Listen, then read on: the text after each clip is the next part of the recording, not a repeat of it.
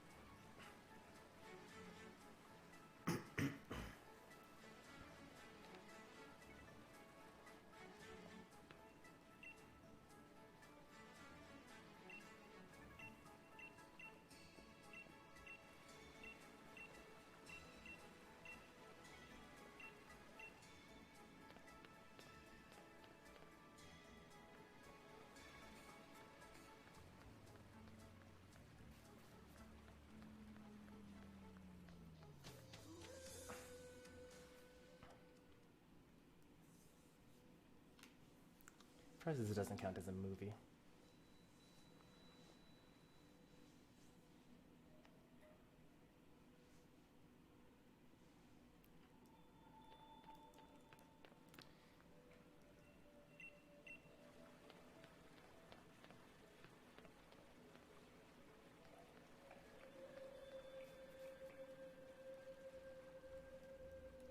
So here's the shrine of the two legendary Pokemon with the rusted sword and rusty shield.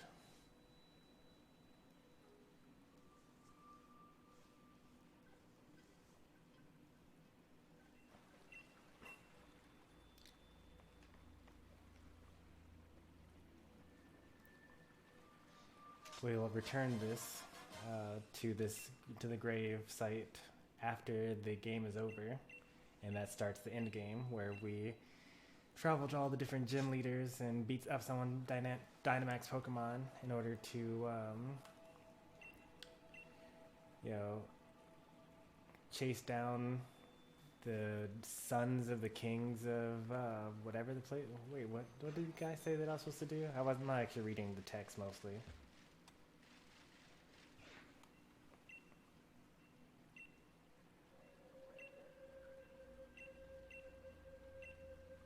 Yeah, I'm glad that I didn't actually waste time walking out of here.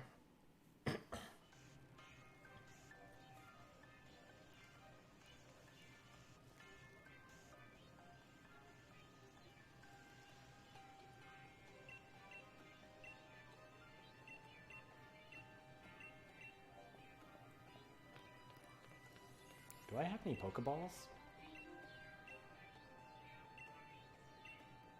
I should. They gave a lot of Pokeballs along the way in the game.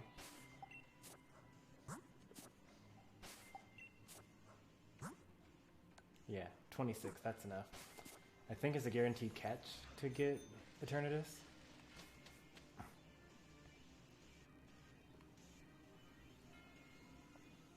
If we're lucky, we'll get a good nature on this one. Although we already traded away the actual Eternatus that we got on our main account for the Solgaleo.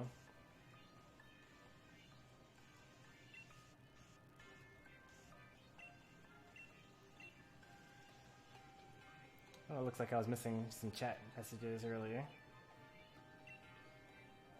Hey there, Felix. Hey there, Lil Game. And Pokemon Phrasebare Central. Why'd I go live when Alpharad also went live at the same time? I guess we both got home from work or something. Or I guess Alpharad does YouTube for work, I guess.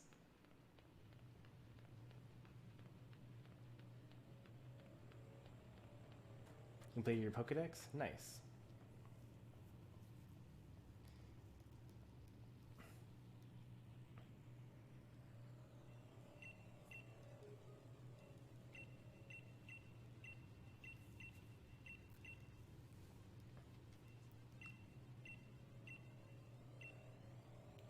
Well, I mean, Alfred doesn't have, like, he's his own employer.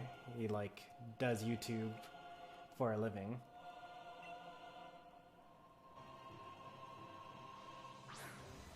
But it still work, because if he didn't do that, then he would run out of money and not be able to eat or live.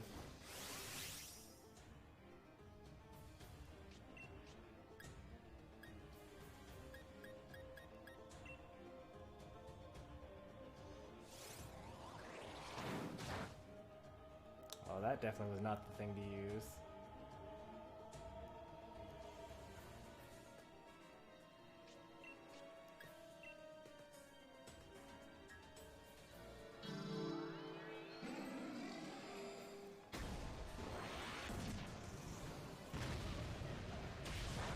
That was also not the right thing to use.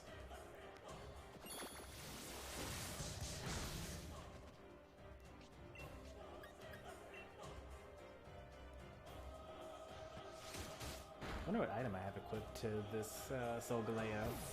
Probably should have picked up leftovers. For the most part, I pretty much didn't pick up any held items along the way. Berserker, Steel type.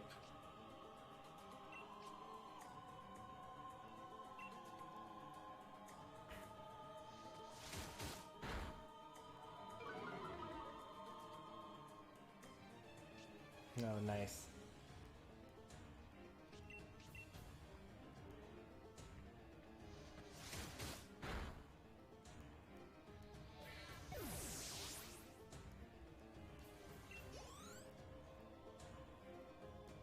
Cling Clang. I guess you like metal or steel type Pokemon.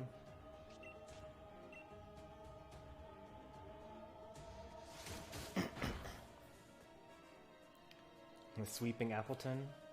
I'm guessing you have a Trick Room set.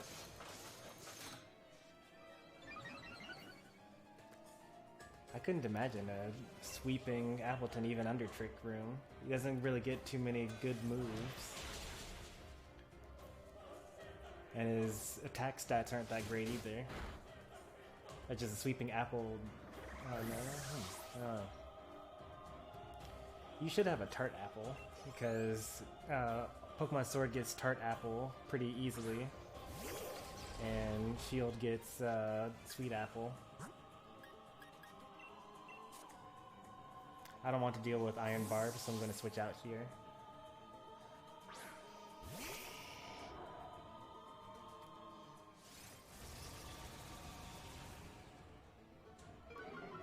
Oh no, his defenses are raising. Oh no.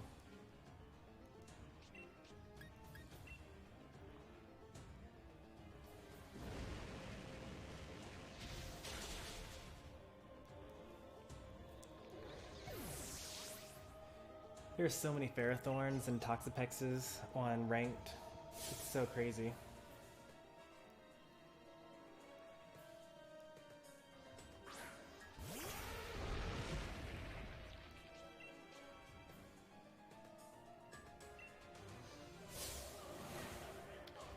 With the Stealth Rocks, Toxic Spikes, Toxic Spikes.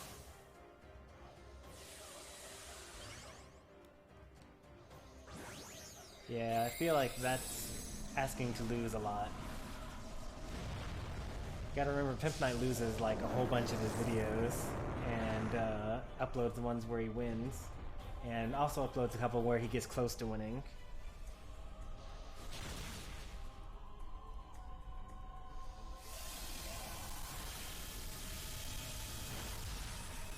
Entire team's level 100? Oh, nice work. I actually don't have... I only have one level 100 Pokemon, that's my Mewtwo. And I have 6 Pokemon that are level 99, but I don't have enough EXP candies to raise the rest of them.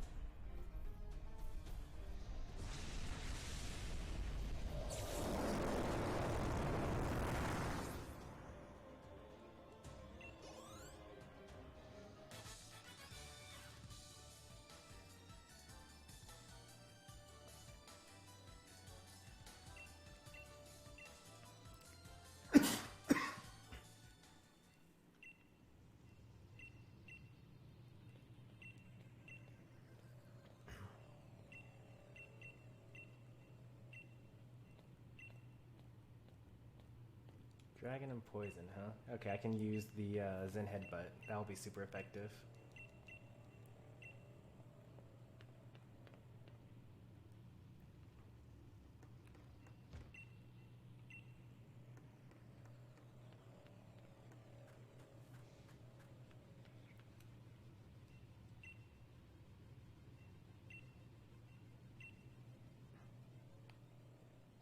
Do I at least...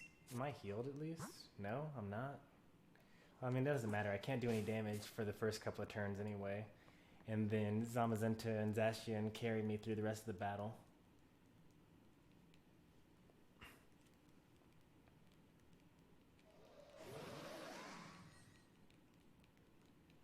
I'm not gonna lie, Eternatus is a pretty cool looking dragon Pokemon.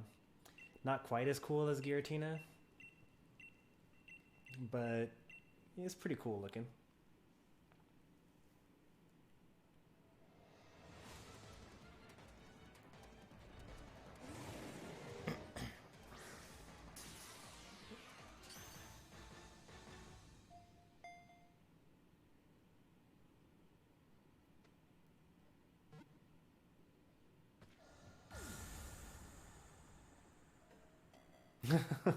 One person quit when I put the trick room up.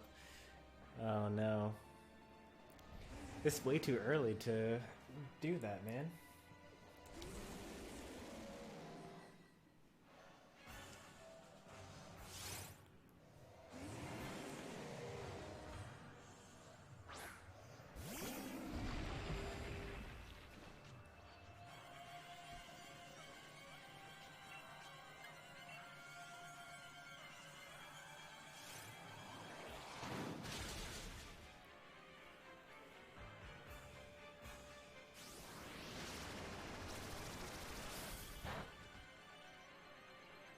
I guess I'm the stronger legendary.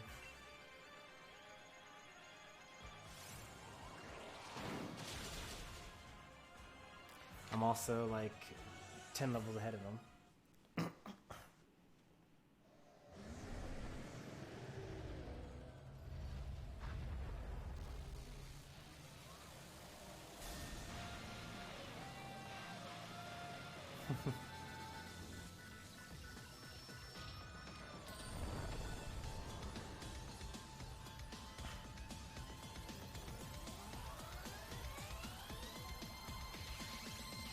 You just gotta keep on climbing the ranks.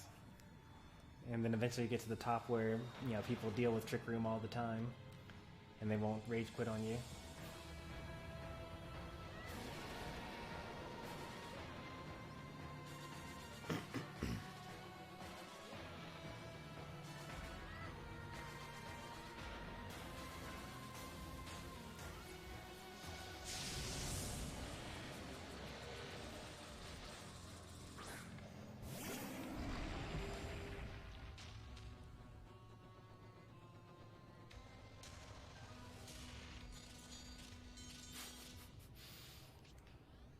So, like, look at Eternatus, Eternal Form, and then look at this double. Like, what is Hop thinking? He's got a level 52 double out here.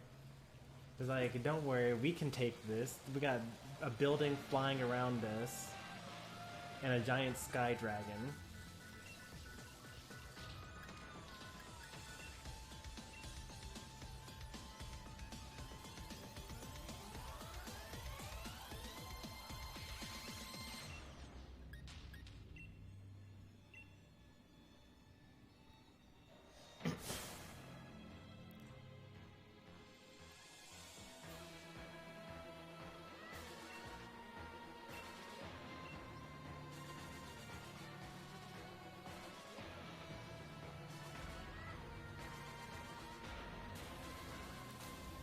This one player thought he was big brain with outsmarting me with this Trick Room Gardevoir to reset the Trick Room. Because, by the way, if you use Trick Room while Trick Room is set, then it resets everything to normal. But then I Will-O-Wisped him. That's kind of weird because Will-O-Wisp doesn't really hurt Gardevoir very often unless it's a physical one, which shouldn't matter.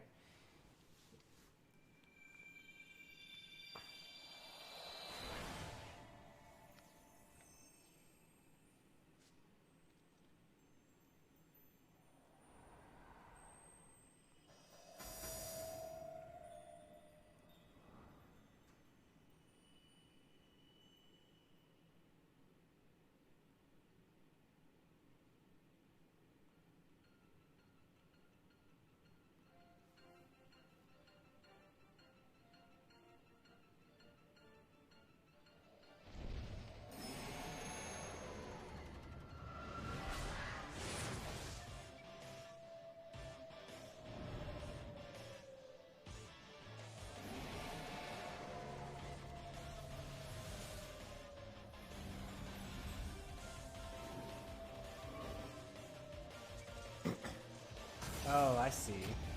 I got it. So he saw the Dusclops and expected the Trick Room, so he used his own Trick Room, but you used Will-O-Wisp instead of Trick Room. So he just set up Trick Room for you, and also failed a Will-O-Wisp.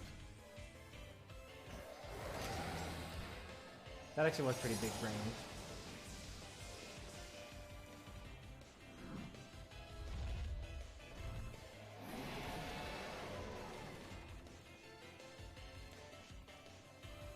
Ah yes. Solgaleo, Zacian, Zamazenta, and Double. Good old Double.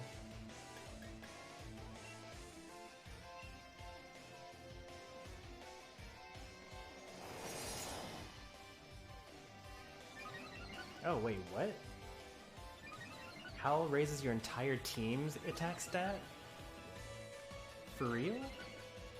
Oh, that's kinda cool.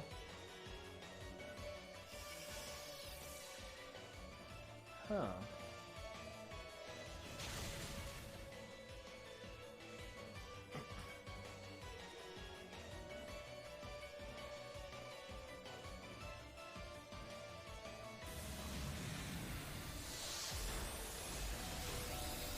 Goodbye, Double.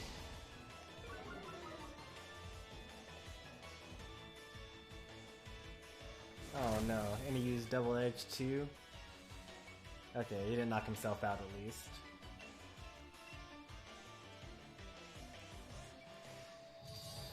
Let me look up who can learn Howl. What are some other raises the stats of your whole team basic moves?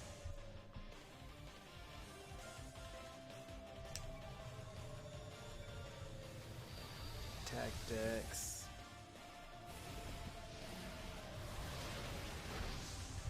Howl.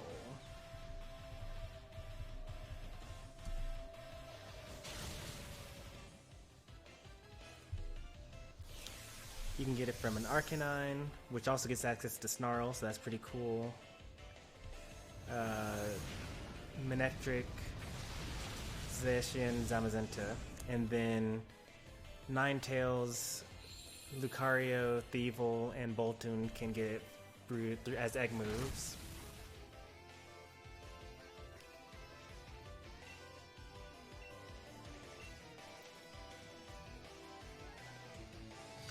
Oh, and that's the end of Eternatus.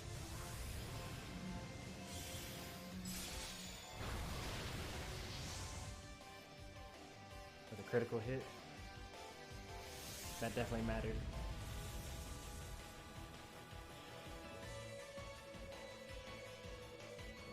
What? Why me?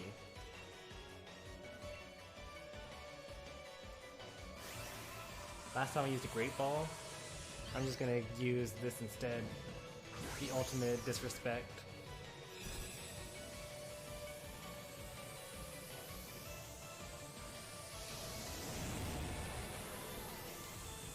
Sabrina's OP in Masters, and I used all my gems on red. That's the thing you gotta know about gacha games. The next unit is always way better than the recent one.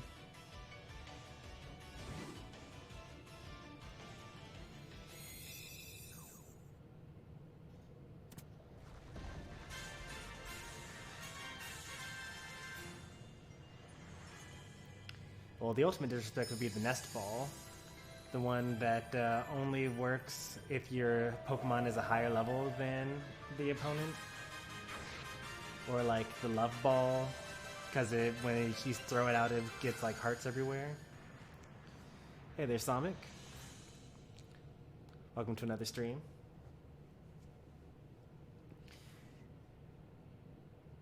Yeah, I probably will get do another Beast Ball. You can't get a Beast Ball before you get to this part of the game, though.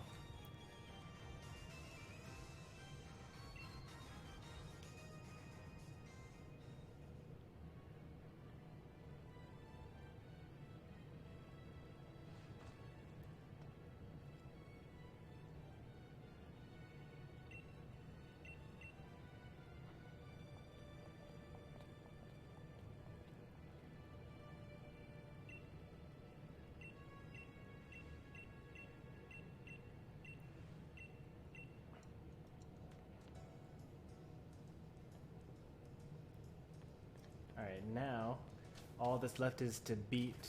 So we got Eternatus, which is great. I could use the Flying God, but I'm just going to go there myself. It's a little easier. And also faster, apparently. I don't actually talk to anybody. Should we bring in Eternatus? We probably should. There's no point in not doing it. We can probably use Eternatus instead of Toxtricity. So we got Poison and Dragon, and we got Psychic and Steel. That should cover pretty much everything that we need. But it's actually a pretty weird type coverage there.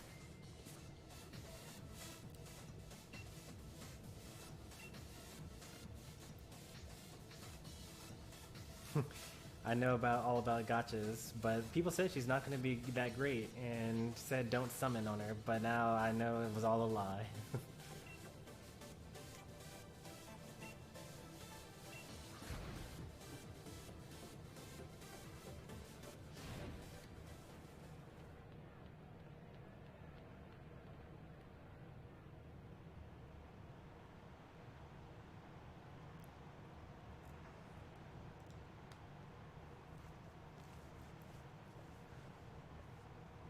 Also, on one of these playthroughs, I want to figure out what happens if, like, your gym leader is, you know, head down to 2 Pokemon and you use Whirlwind on their second one, because, you know, they always Dynamax their last one.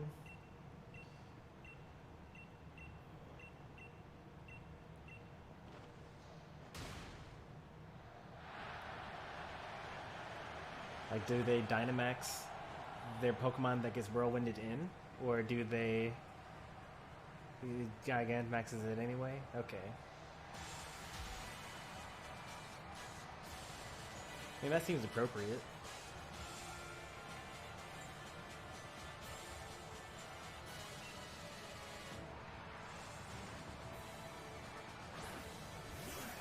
Aegislash. Would have been good to have, we're gonna start with Cosmic Power here. I think Pac-Man beats Joker in the matchup. Well, let's see. I could see that. Although I don't know what you would do if the Joker decides to just shoot guns the whole time, though.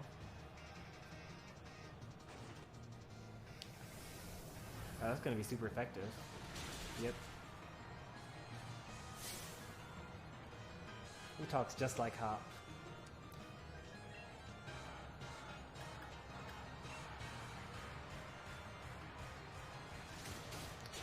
Hide behind the hydrant. Leon. Man, I wonder what talking to their parents is like.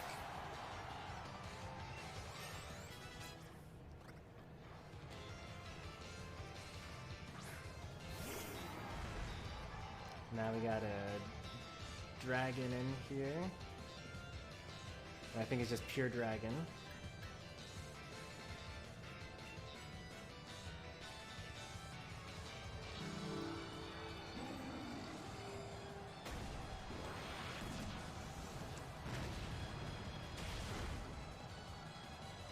Earthquake, that's gonna hurt. Oh, it's a good thing that I put up that Cosmic Power.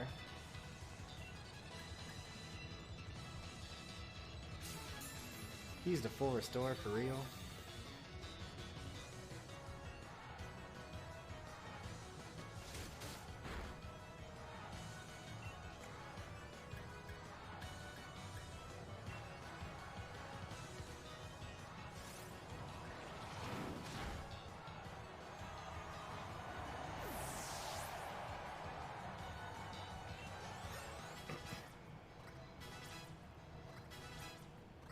Wow, the Sidgewai got pretty strong. He's level 61 now.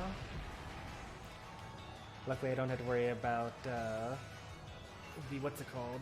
I don't have to worry about weakness policy here.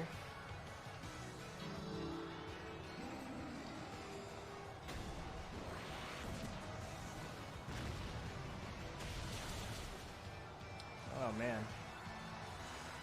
But what if he did carry weakness policy though?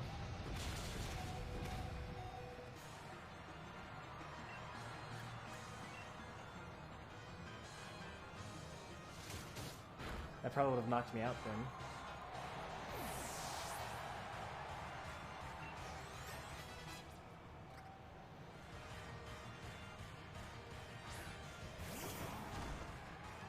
This is a really good time to switch into my Eternatus, because grass is going to be 4 times not very effective to my poison dragon Pokemon, and my poison will be super effective against the grass, so times 3 damage along, you know, if you can count the same type of attack bonus. And then I'll already be in the arena for the Charizard when that comes out.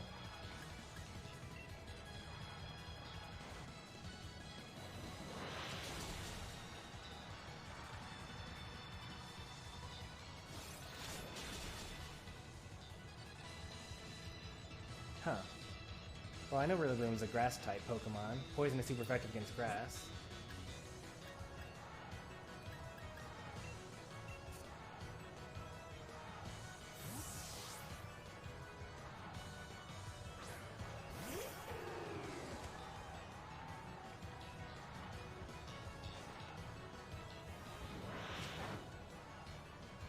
There are a lot more what? I said 3 times effective. You get same type attack bonus, which is a 50% increase, and super effective, which is times 2 effectiveness. Put those together, you get a times 3 effectiveness. Why is his Rillaboom so fast? What is going on?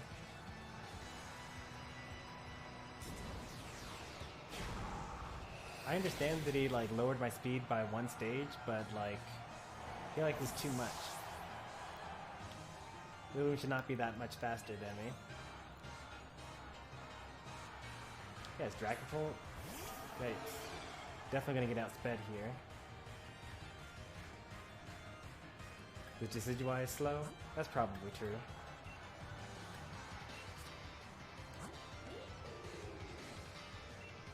Yeah, it's probably slow. I feel like we should sack something here.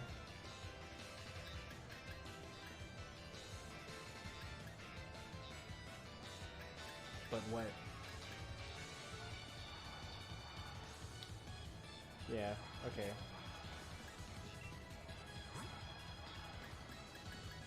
Use a Hyper Potion on Eternatus. Get Decidueye healthy still.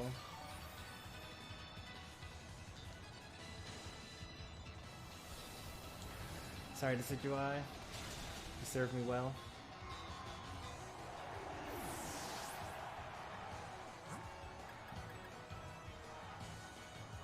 We're probably gonna have Dragon Darts. That's okay.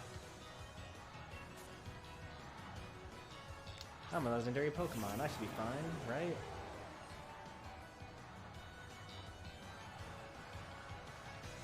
It's only 2 levels higher than me. Dragon Breath? That could paralyze me. That wouldn't be very fun. Alright, we're good. Charizard's probably going to outspeed me here, though.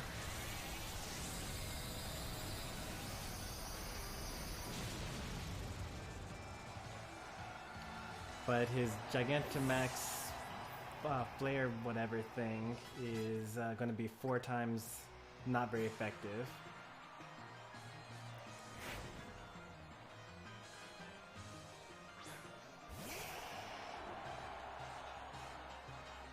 Go ahead, Dynamax. I dare you.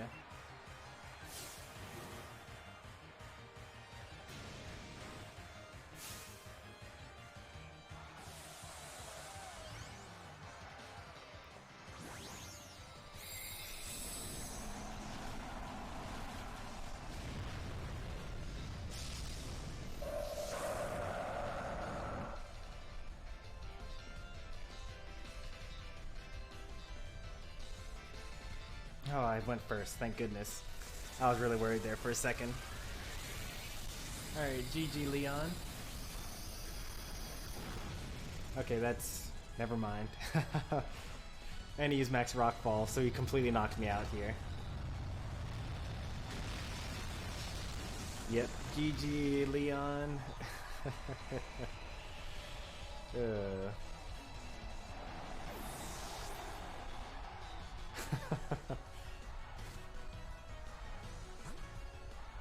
Let's see if I'm faster than him here.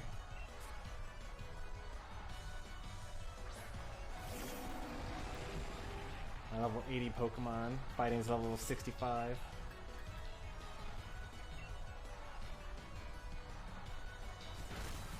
Alright, there we go. Actually, GG Leon. You know, in a way, Dynamax Cannon, so it does double damage when the opponent is Dynamaxed, right? But also, the opponent gets double HP, assuming they use their Dynamax candies properly, when they Dynamax. So it's really like just going to do the same amount of damage either way.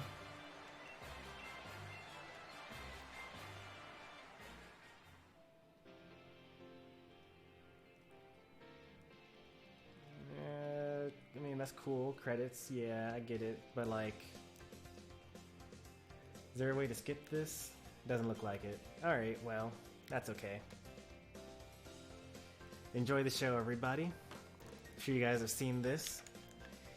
In case you guys didn't know, if you go to the town where Nessa's gym is, the water gym leader, if you talk to the band over by the lighthouse, you can always rewatch this if you want to.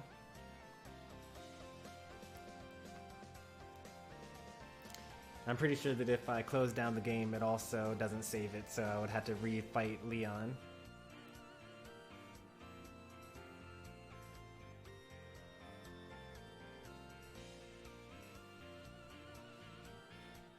What do you mean you haven't seen it? Of course you've seen this. You've seen it twice, at least. It plays once here, and then it plays again after you catch Zacian. Or maybe after you beat Hop. I think after you beat Hop, they play it a second time.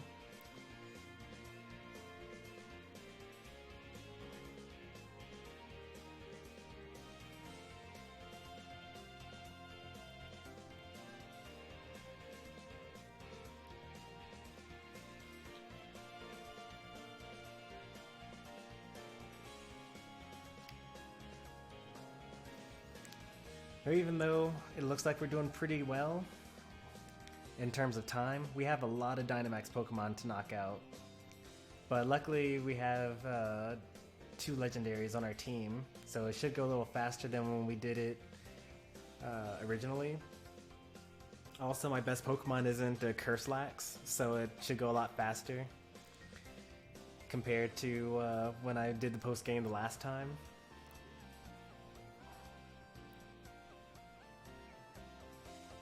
It should just be go in, use Sunsteel Strike, 3 times in a row, win the game.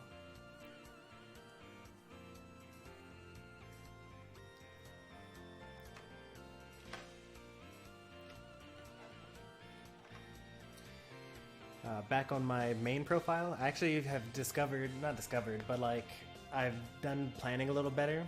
So now every time I'm streaming, I'll actually have a set of Pokemon away in the Pokejobs, so I can actually like build Pokemon while I also am streaming at the same time.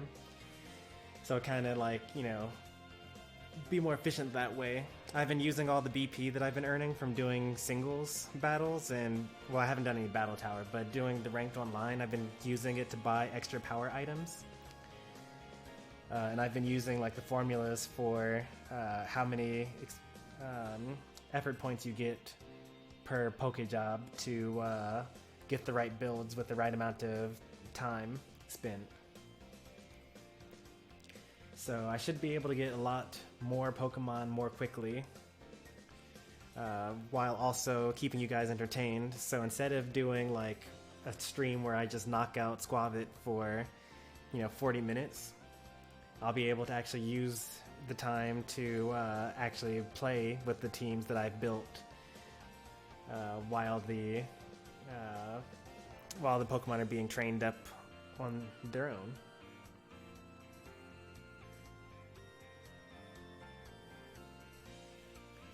You guys seem to be fans of Swordward and Shieldbert. I'm glad that you guys are, because you're going to see a lot of them. We spend a lot of time talking to them.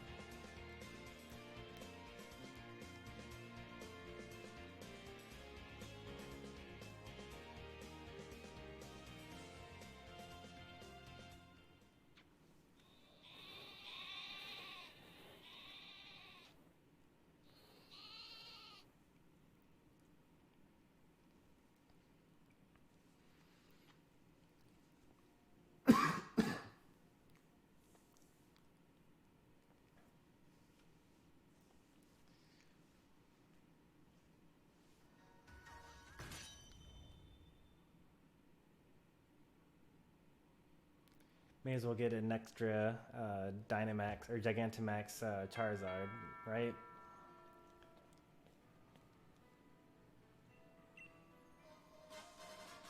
And we get a Master Ball. We can't actually transfer it to my other game, unfortunately.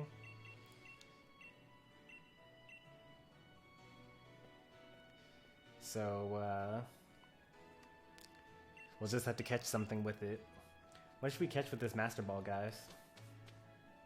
I mean, the easy answer is Zacian.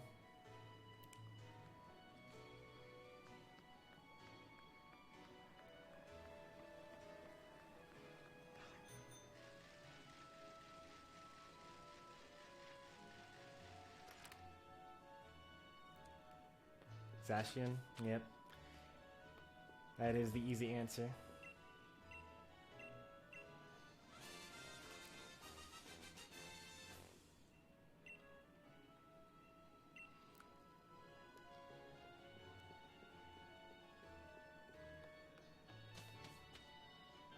Hey there, Daybreak. How do you get more Master Balls after that? So the way to get more Master Balls is to go to the Pokemon Center.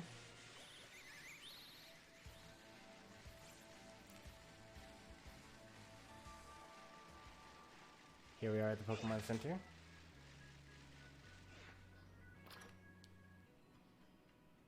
And you go to the PC. And you ask to try the Lotto ID.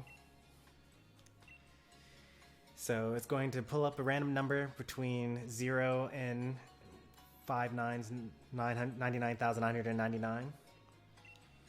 And if that number matches with the last 5 digits on one of your Pokemon's trainer IDs, then you get a Master Ball. You're going to see here it says, hey, you know, the numbers match up with the ID of your Rotom. The last digit matched. So you get a Moo Moo Milk. If you get the last 2 digits, let me just show you what I mean by the trainer ID for this. So this is the Solgaleo that came from you, and the number is 724240. So you ignore the 7 at the beginning. So we got the ID number of 24240. So if that number had been 24240, then I would have gotten a Master Ball then. And this is Sunny Senpai's Eternatus with the 565261. This is Stormy's Rotom with an 024463. You get the picture. So you get to do that once a day. So the more IDs you get in your Pokemon boxes, the more likely you are to win a Master Ball. But, you know, there are 10 to the 5th. That's, what is that? That's like 10,000. No, that's not 10,000. That's 100,000. 100,000 possible answers that the Rotom can give you. But you only have 30 boxes, which also each get to have 30 Pokemon in them, so you only get 900 slots. So even at best, you only have like a 1% chance of getting a Master Ball if you have a different ID for every single Pokemon in your Pokemon box every day. But 1% chance every day, that's not too bad for a Master Ball. You just gotta keep trying. But anyway, Hey there, Daybreak. Day went pretty well. You know, everything's in lockdown thanks to coronavirus, so I just, went to work, didn't have any meetings, just sat at my desk and programmed all day. It's actually kind of nice, actually. I know that it's terrible, all the struggles that people are going through with it, but, I personally, as an introvert and someone that doesn't particularly like meetings and talking with people and things like that, there are some things you can think of having a bright side to all of this.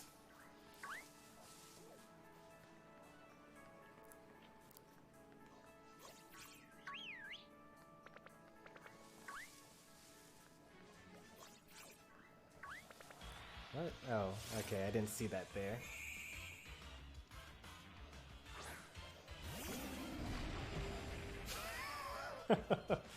I'm sorry, I just saw the Blip Bug, and then I saw myself throwing out a Solgaleo against Blip Bug, level 3, and the overkill was just too much for me.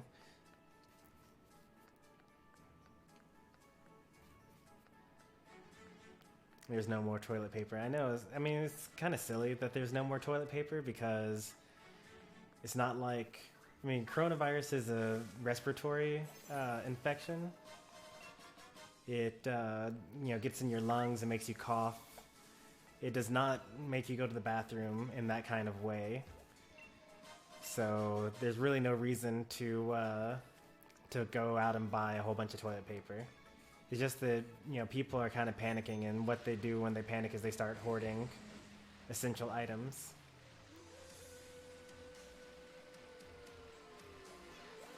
Did not mean to do that. There's no more pizza, that's surprising. There's definitely pizza and water. Although I know that some restaurants have they're no longer allowing dine-ins, so you have to get everything to go. It just hurts me that I can't bring this life orb with me. 33? That's actually the same number as Wisconsin. How coincidental.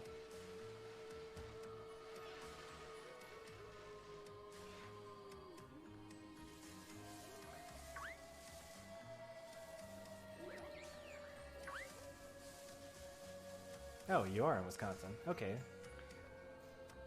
Well, then that makes sense why we have the same number.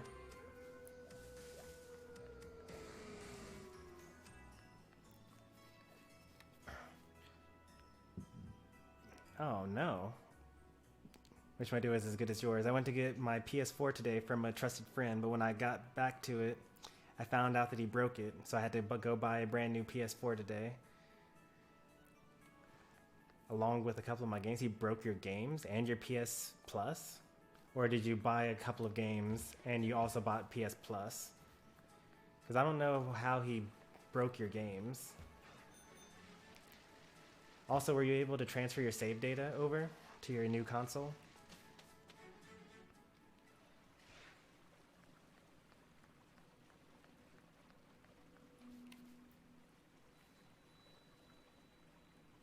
Okay, so you got new games.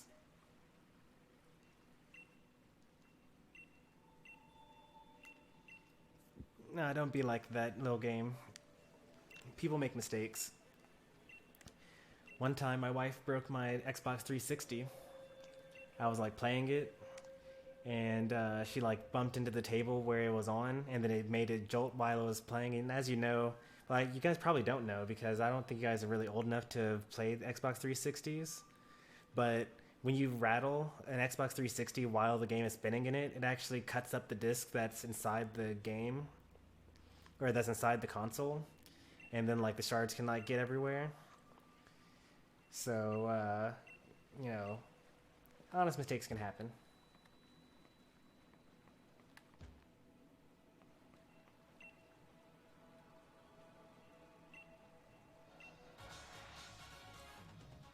I'm glad you forgave them, Daybreak.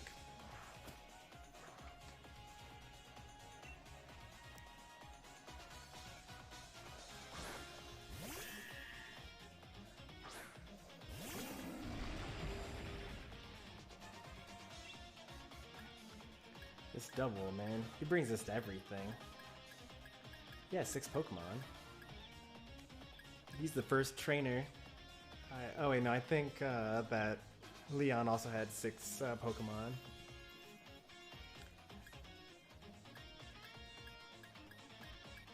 Let's use Zen Headbutt just in case we can get a flinch. Do I have a PS4? I do not have a PS4. What would I play on? So if I had a PS4, there are only a few games that I actually would really want to play on the PS4. I really want to play Nier Automata. I really want to play like Final Fantasy 15.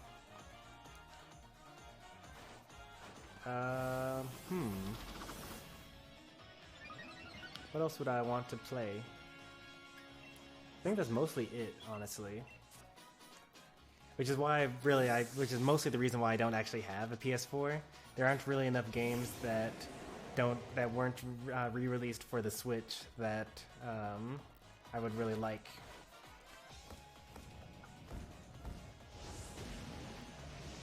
Gonna get the Final Fantasy VII remake. Yeah, that's probably a good one.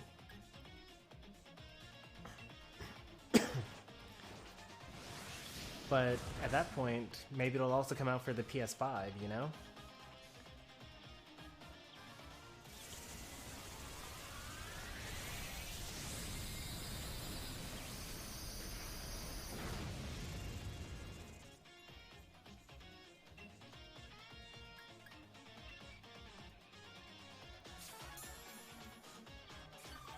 There's mostly anime-based games I want to try on the PS4, but sadly I don't have one.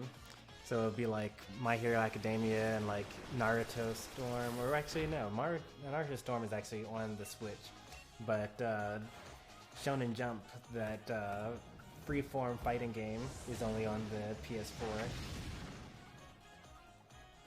But yeah, I know a couple of anime-based games.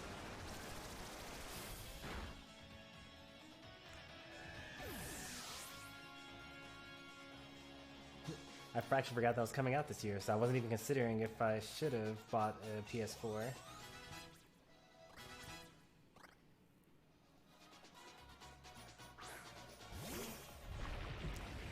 Well, think about it this way. The first PS5 is going to be okay, but they're going to come out with a new model like within another year, and it's going to be like way better in every single way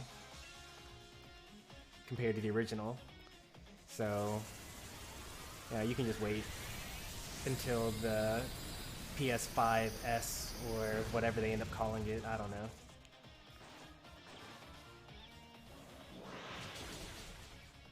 The new Xbox looks trash. Well, I mean, it looks like a giant cube, but its specs looks pretty nice. Like, I'm gonna have to look at the games that come out. Like, I'm gonna wait and see what console exclusives come out for both of them, and then make a decision based off of that.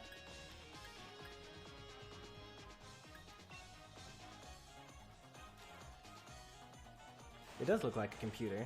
It looks way better than, or it's not doesn't look better, but it is better than like all of the computers that I have. I have like 3 computers plus one that I use for work, and it has better specs than like all of them.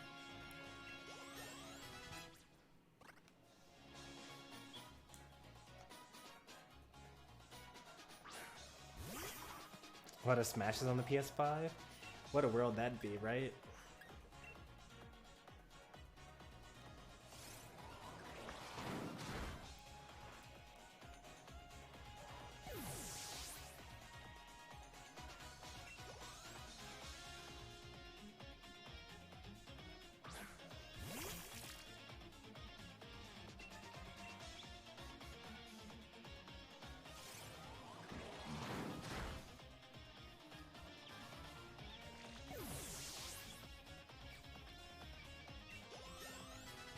If Solgaleo could learn, like... Oh, it's this Charizard. This is a physical Charizard, or is this special Charizard? Oh, it's actually neither. Well, I could get rid of Fire Fang. It misses anyway. I hate missing.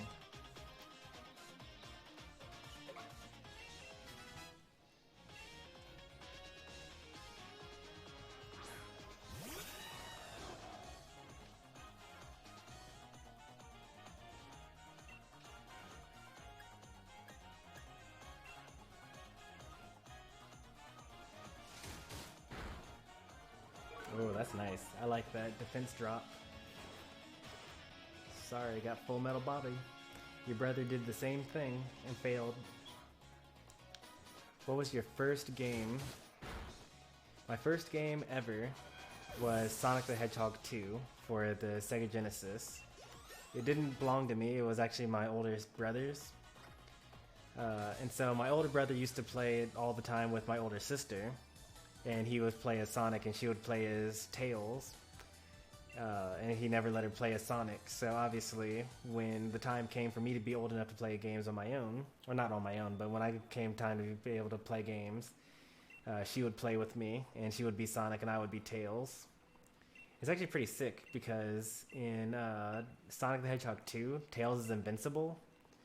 He's not invincible, but he can't ever die. Like, you don't have any rings, you can't lose your lives or anything like that. So, you know, you could just, basically she could just sit back and say, go kill all those enemies over there, and then I could just keep on trying and failing until I eventually killed them myself. The first game ever that I owned myself was Pokemon Red for the Game Boy Color. Well, if he falls in a pit or gets crushed, or even if he gets hit by an enemy, actually not if he gets hit by an enemy, if he gets crushed or falls in a pit, he dies. I'm doing air quotes, you can't see them. But then he comes back after like a second. How long is it actually? I think it's actually like 3 seconds when he comes, by the time he comes back. So it's not that bad.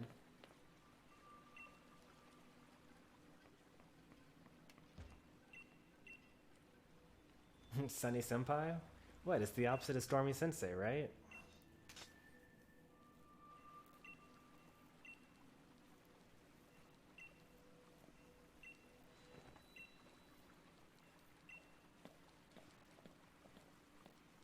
Alright, it's everybody's favorites. We're gonna be skipping a lot of this dialogue, though.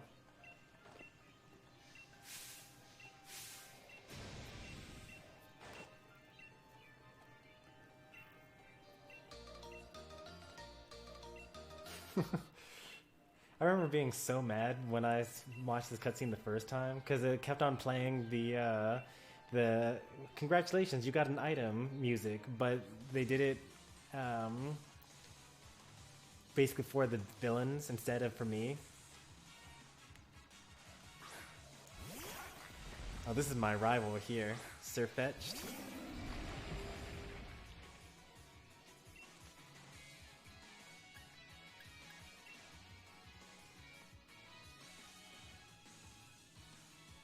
Oh boy, I better hit this next Zen headbutt. Otherwise I'm gonna get hit by a meteor assault and I'm gonna get completely wiped here.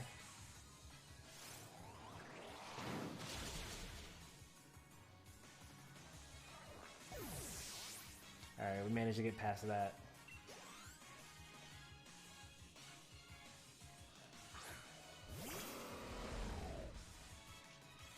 Surfetched in Discord and knock your rival rip.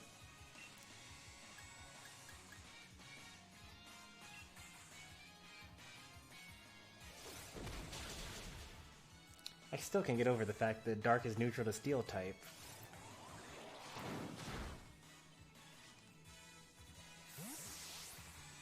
And that Water is neutral to Steel now. I mean, Steelix has like all these weaknesses now.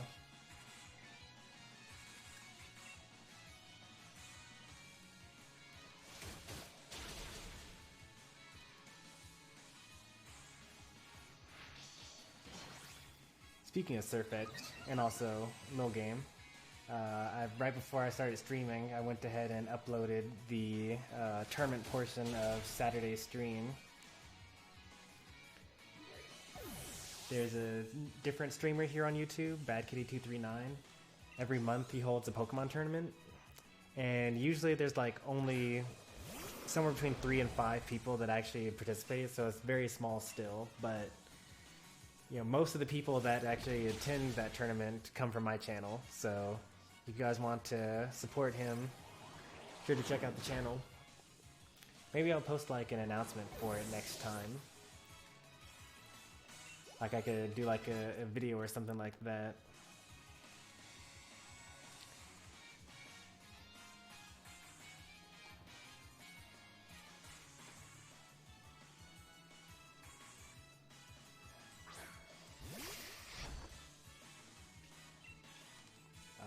This is like a dark and steel type, I think. So I just don't have. Oh wait, steel is neutral to steel now. That's weird.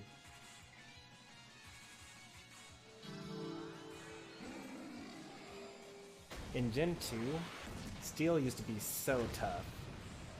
Like when the oh wait, okay, so steel is actually not very effective to steel. It's rock that's neutral to rock. But as I was saying, steel types used to be like resistant to everything.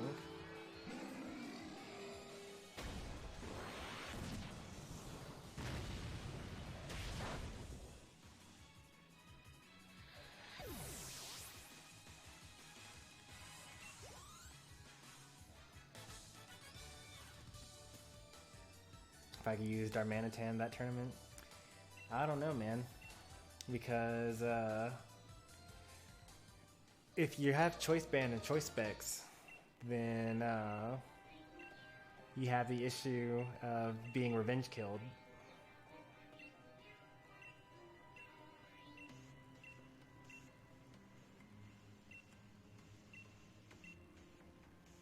I know. Well, I mean, I said choice band because you have guerrilla tactics, but choice scarf, guerrilla tactics.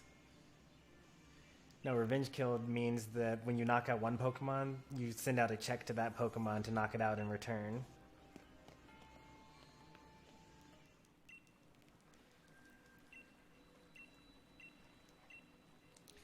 Although, if you actually had a Pokemon with like, you know, Focus Sash Revenge, then that would be a perfect counter to Darmanitan, assuming that you don't flinch from the Icicle Crash.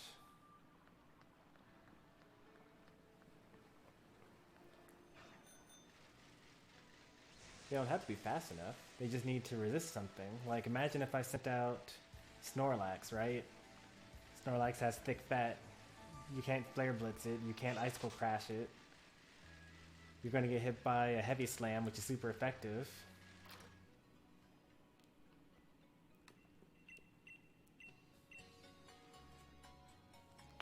I happen to not use Snorlax in that particular tournament, because I've been using Snorlax a lot. How about Superpower? If you brought out Superpower, I had a Ghost type on my team.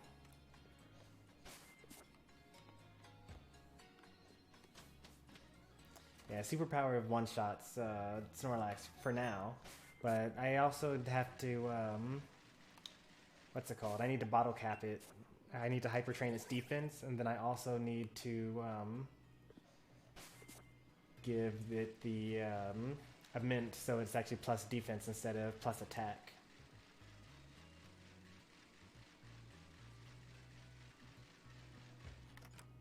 How about return?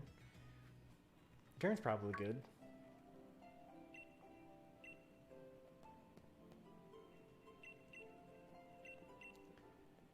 I never trusted this assistant. We find out later on that she's actually working for the brothers, but they never revealed her name, so I was like super skeptical to begin with.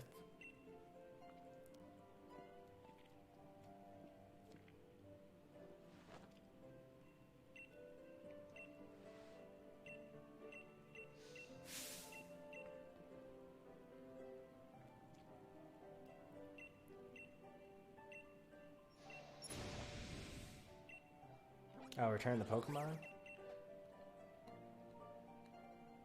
Wait, what? Okay.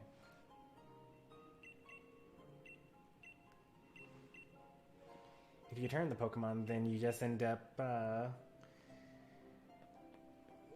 being down a turn against my next Pokemon.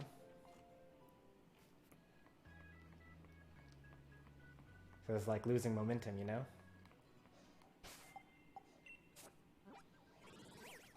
Is back here gonna do doubles? I don't think so, because it seems like he's more likely to do Smogon rules. I mean, he doesn't actually play Pokemon himself, so we could probably like ask the tournament admins, like Poplio Girl would be the one to talk to about that. If we all agreed to do doubles instead of singles, then we could do that.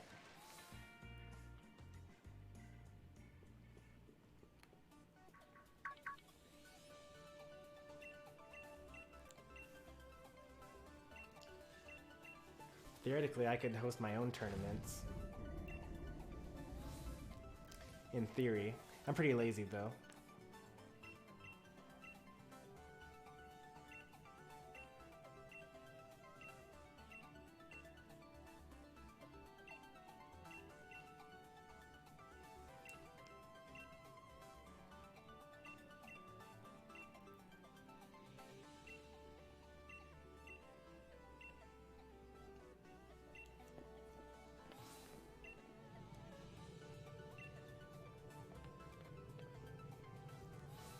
And I do get a number of Pokemon viewers.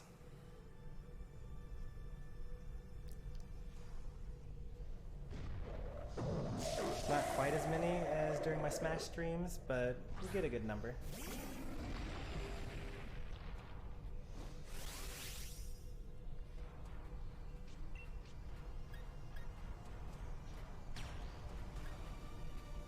Let's see, we got physical attack, physical attack.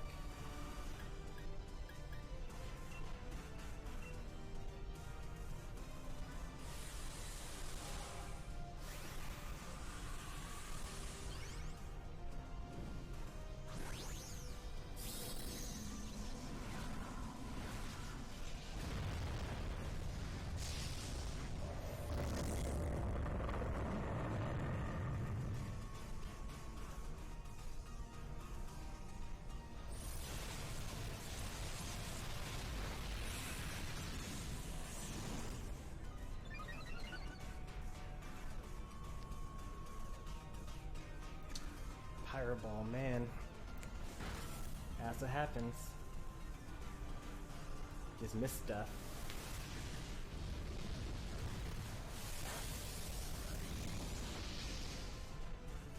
I don't think Daybreak has Pokemon. It would be like me, you, Bob Father, Felix, Pokemon Phrase Bear.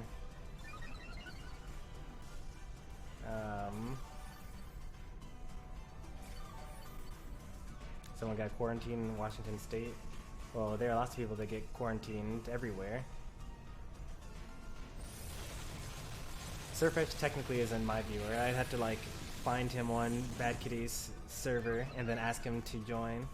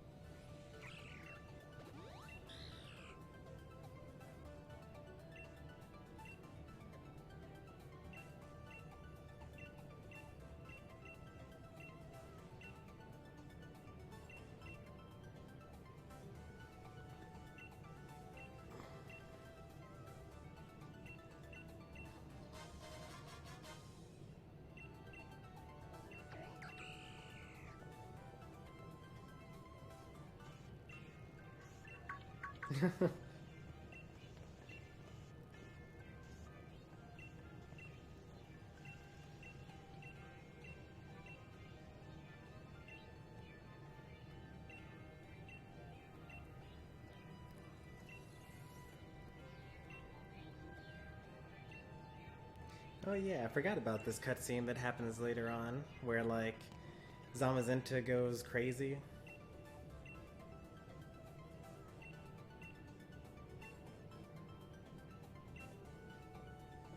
Did you know that Reboot is basically a teenager as a Pokemon? As soon as I saw Reboot and he put his hands in his pocket and like scoffed or whatever, I like called him immediately as a teenager. That was like the first thing that I said.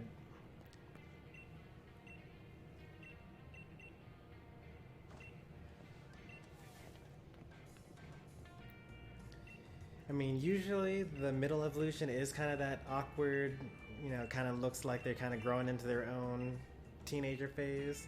Like you think about like Chikorita versus Bayleaf versus Meganium, or like Ivysaur versus Bulbasaur and Venusaur, and Charmander, Charmeleon, Charizard. Like, so often it's just like that's just how they build them.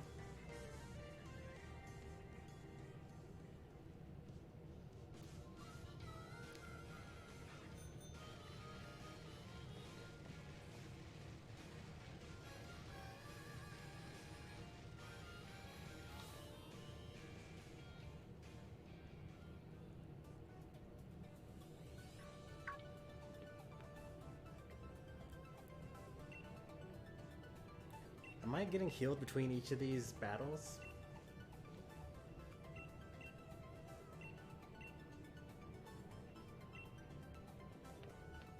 Guess we'll find out.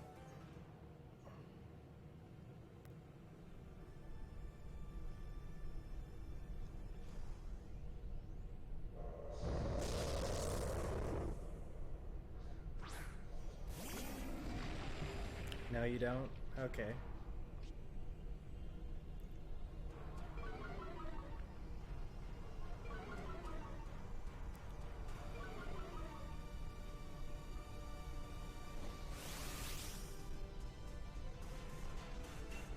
This is my first time fighting a Gyarados in this game.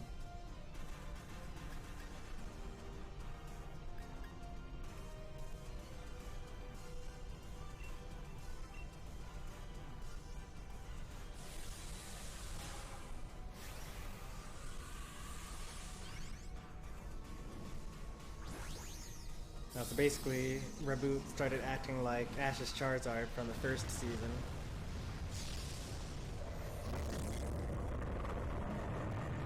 Catching an attitude and not wanting to pay attention and things like that.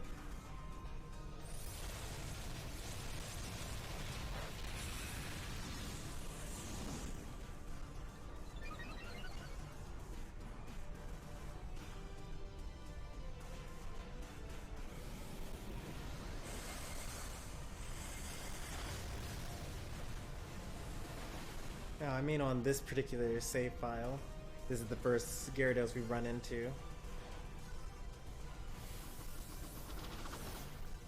Because it wasn't telling me whether my moves were super effective or not. Ah, yeah, that's what I'm talking about. Go get him, Nessa.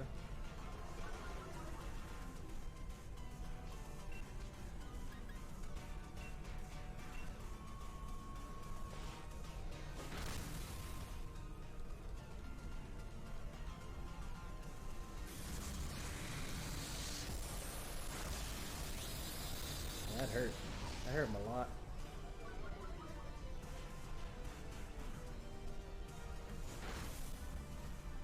It's a really big throat to get chopped in.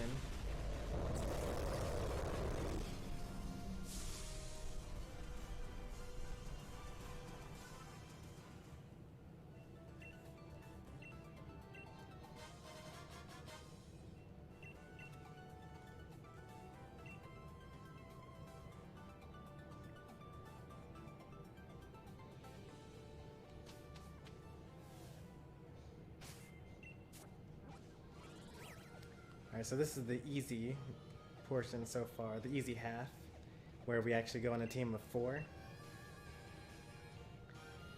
But pretty soon we're gonna have to fight the Dynamax Pokemon all on our own.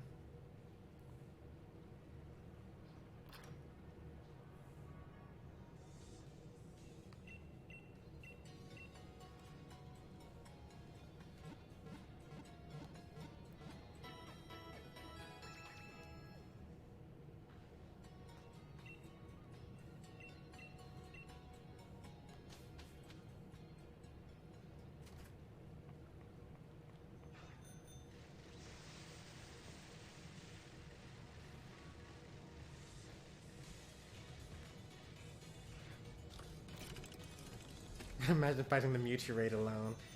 Yeah, if they added that in the post game here, no one would ever finish. No one would have a Zacian. would just actually be impossible.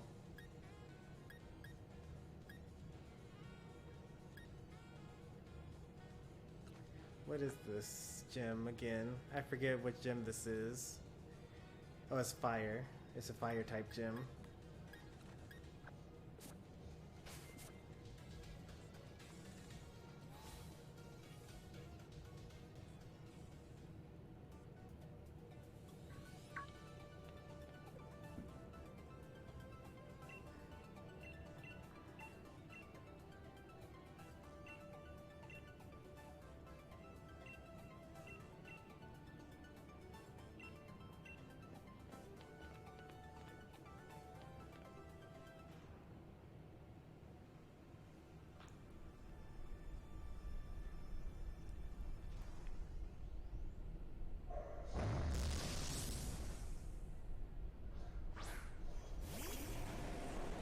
I would say that the main issue with the Mewtwo raids is the fact that he just resets your stats occasionally. Because, like, you know, you could do something like set up amnesias to keep pace with the nasty plots, and then have a light screen and life do, or recover actually if you're fighting by yourself. So, like, light screen, amnesia, recover. And then an attack move like Shadow Ball or something like that. It would take more than 10 turns to beat, and you would have to hope that he doesn't ever reset your stats. But like, if you had that sort of setup, I think you actually could beat the Mewtwo raid by yourself.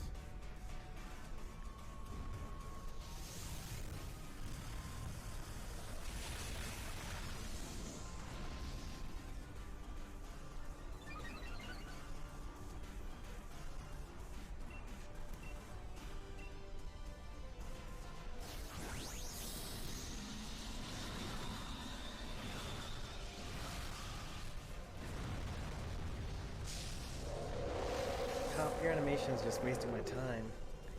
I was gonna knock him out anyway. Actually, I don't think I was gonna knock him out. I think it's gonna be close.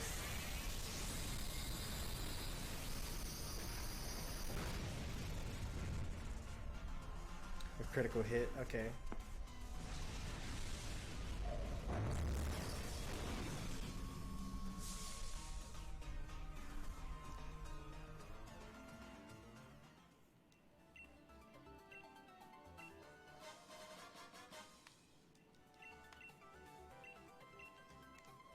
Based on the damage from the first attack, I think the crit did matter.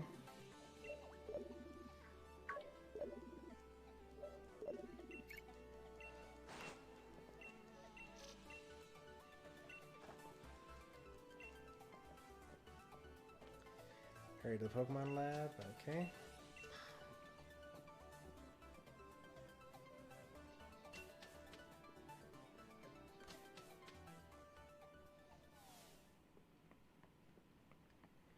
I mean, I don't actually remember, but I thought that I only got him right underneath the yellow the first time.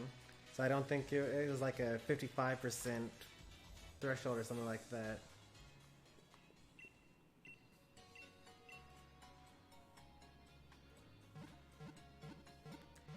I got more views than your most viewed video, How the Fish.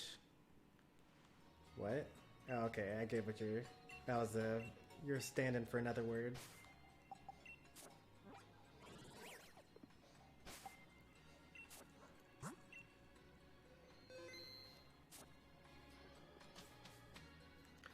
So you're saying that your channel has more views total than one of my top viewed videos? Is that what you're saying? Or you're saying that your most viewed video has more views than my most viewed video?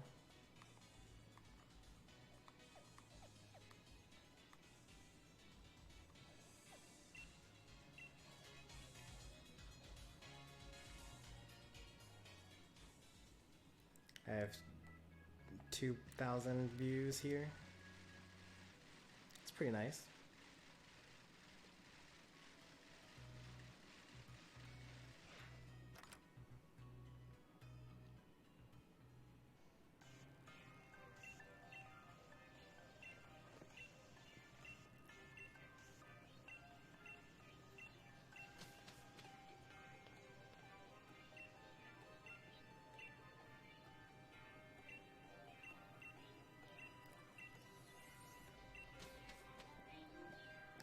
most viewed video has 509?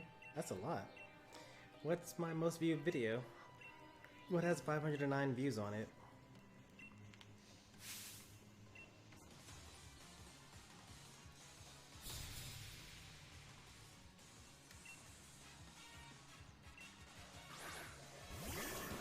I mean, I guess I could look that up myself. Let's see. Channel dashboard. Analytics. Lifetime. Top video is Casual Fridays, like last year in Smash 4.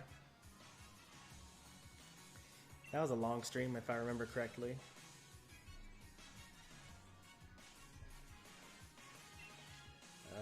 I was not expecting to not fight a okay, let's see. We can do Gossipod, huh? We can do Flamethrower.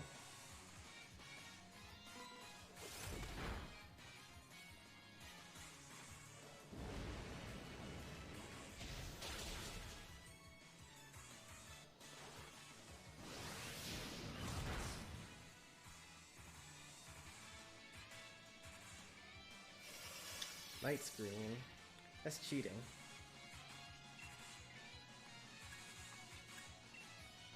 Now I can't knock out either of them. I guess I could use Dynamax Cannon on the Goslopod.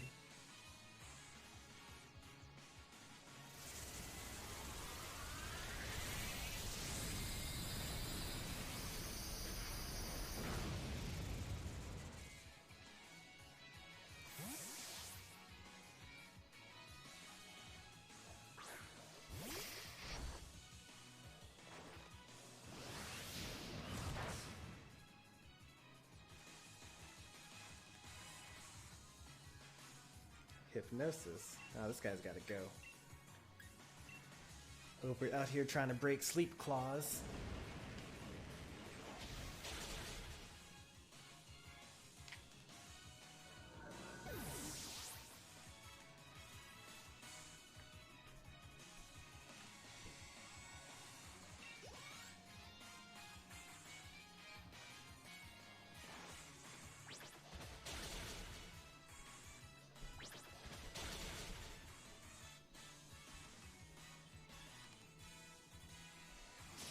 Are you typing on mobile or on a laptop or PC or something?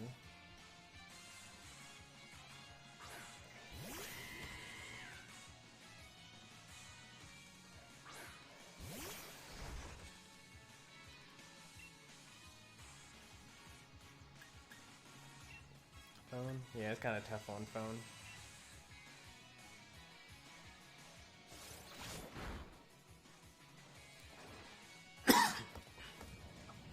Please hit Bishart. Thank you.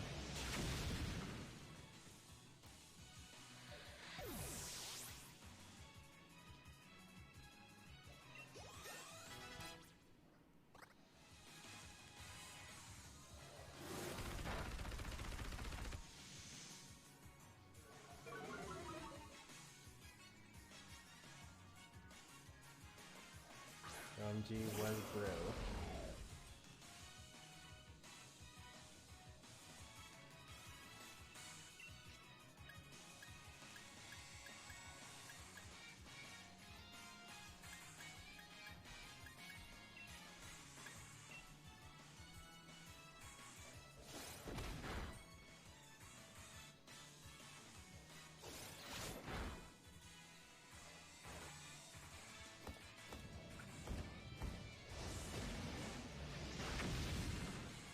In that case, I actually probably would have preferred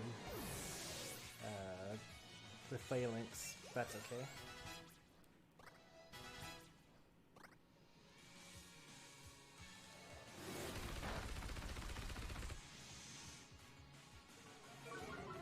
He's definitely gonna die to anything. Light screen wore off. Oh.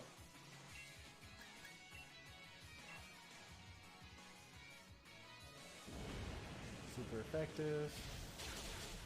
And then you can use Pyro Ball on the Phalanx, which is at -2 defense, and it should be enough.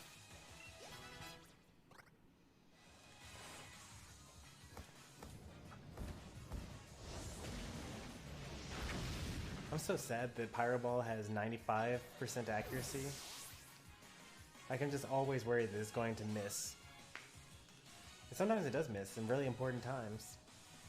It almost makes me want to run wide lens. Or what is it, zoom lens?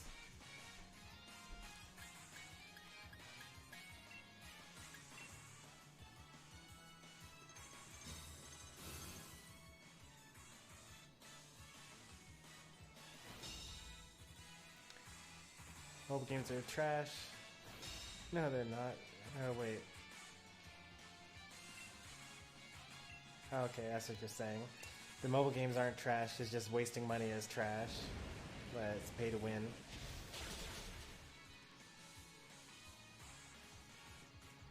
It only misses 5% of the time. 5% of the time is too much, man.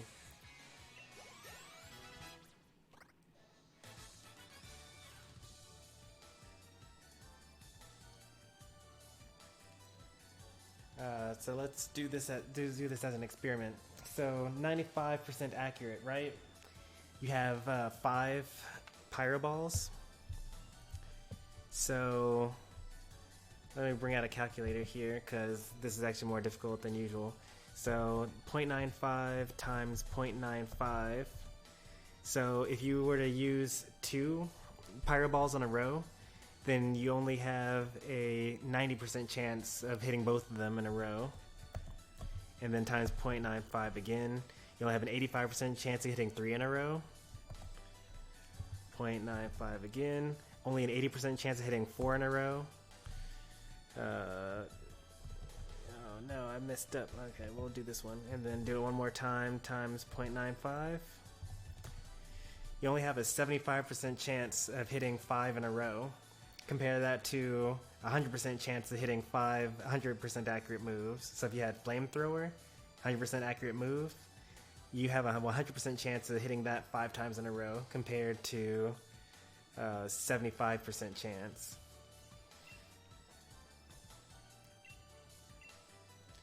That's why Rock Slide is such a good move, because Rock Slide is 30% chance to flinch, but it hits both opponents. So you actually have a 50% chance of flinching at least one Pokemon, and a 9% chance of flinching both Pokemon.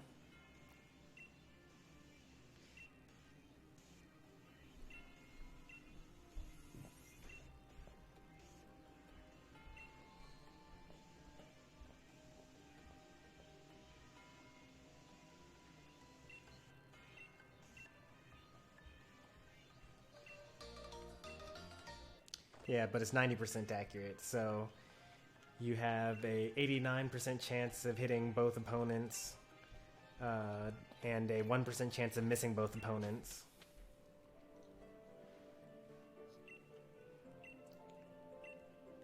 And a 10% chance of hitting only one opponent. And then once you hit some of those opponents, then you have a flinch rate from there.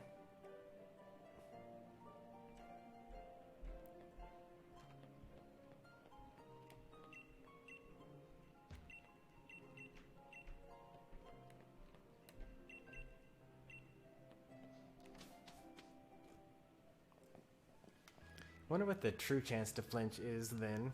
Because if it's only 90% accurate, then so you have a 1% chance of flinching nobody, and then you have a 10% chance of hitting just one Pokemon, and then from there you have a 30% chance of flinching that one Pokemon, so that's a 3% chance of flinching that one Pokemon.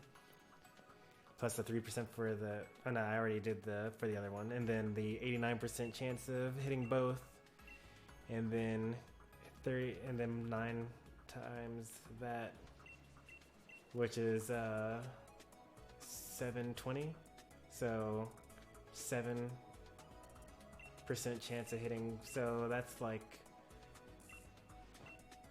actually not as good as I thought it was going to be. It's still pretty good though. It's still one of the best moves that you could possibly use in doubles.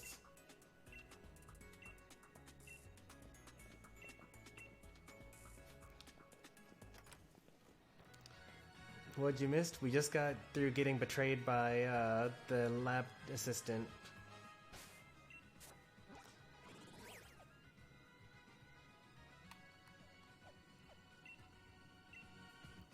Oh yeah, and you missed math.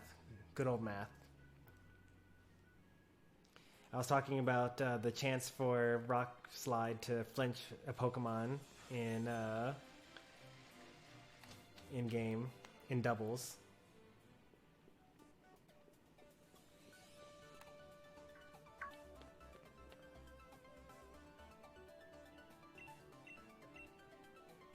I'm in my 4th playthrough.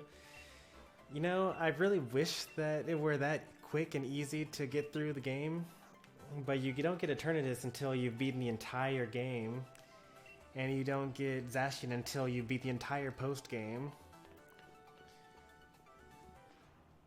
After this run, though, and I empty out the box of all Pokemon here, I am going to do separate other runs where I basically do it off stream, because I can just play that in bed and it will be convenient for me there.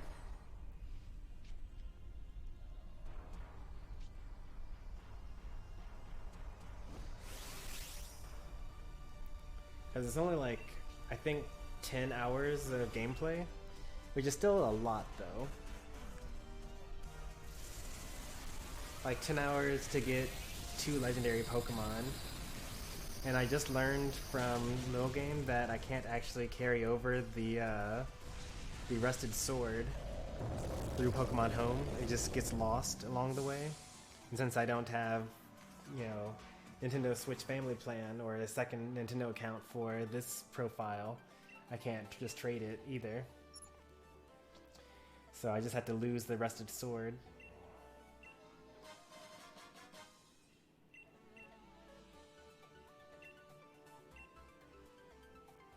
You can actually turn off the movies, but you only get rid of like 3 cutscenes in the entire game.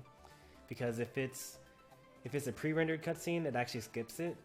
But if it's a using the actual character models, then unfortunately you can't skip it. You could trade with someone in person. You can do that even if you don't have the Switch Online. I guess you don't need to go online for that. You can just use local communication.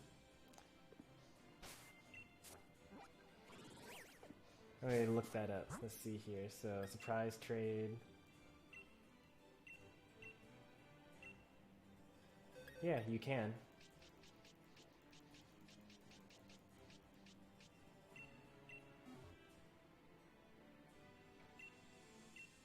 Okay. Well, that gives me some hope. I'll have to figure something out. Maybe after all this coronavirus blows over. It shouldn't be too difficult to find like an area. I've actually been thinking about doing local Pokemon tournaments.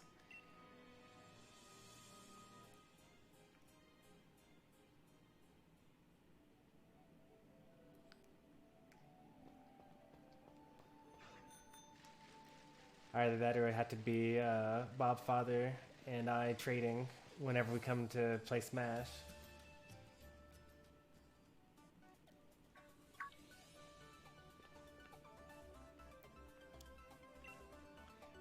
Local tournaments, you're down? I mean, remember I was telling you about the official Pokemon YouTube channel and how they have been presenting their VGC tournaments? Like, they always advertise, like, you go to, I think it's competition.pokemon.com or pokemon.com/competition or compete or something. I forget exactly what it is.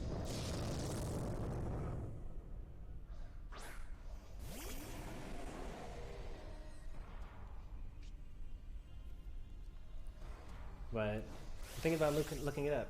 I mean, I haven't competed in Smash in tournaments, at least, since, like, November. And I do enjoy competing, and it probably costs less to compete in Pokemon than it does to compete in Smash anyway. Did I just get wrecked? Just used Ice Punch on me. That hurt a lot.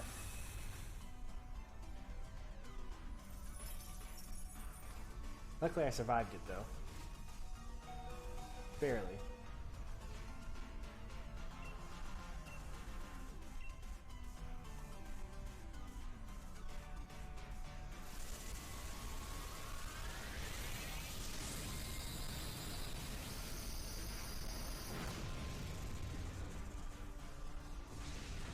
Everyone enjoys eating. It's the best part of the day. I do look forward to lunch every single day.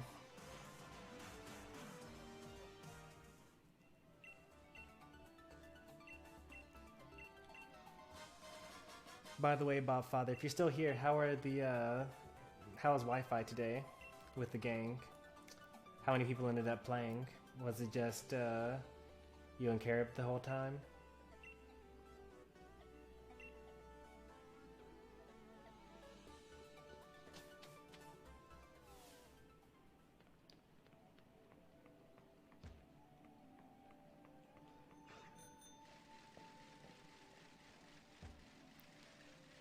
I might play with you guys on Thursday.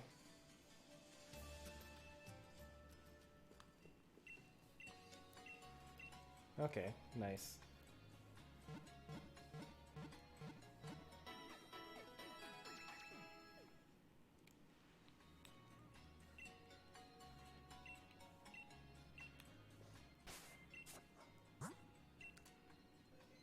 Oh yeah, I guess I may as well also pick up a free Slowpoke.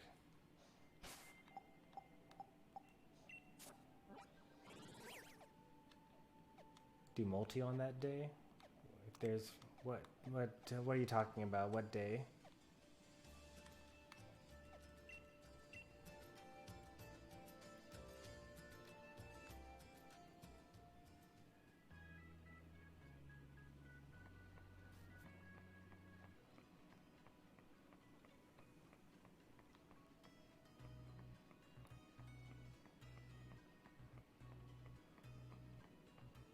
Where is the train station? It's down here.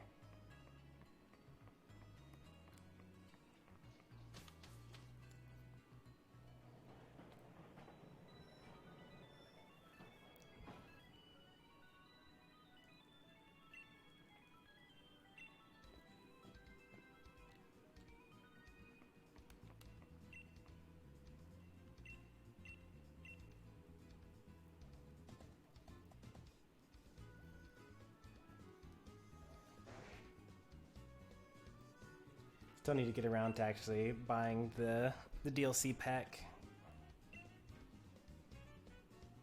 It's not shiny though.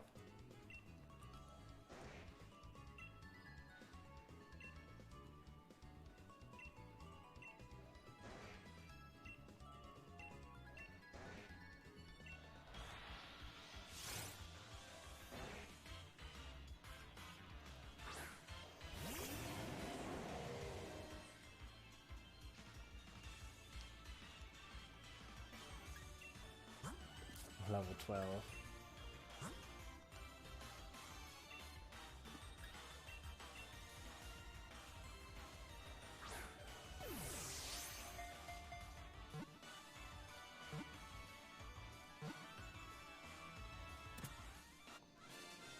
I wonder if that's another guaranteed catch.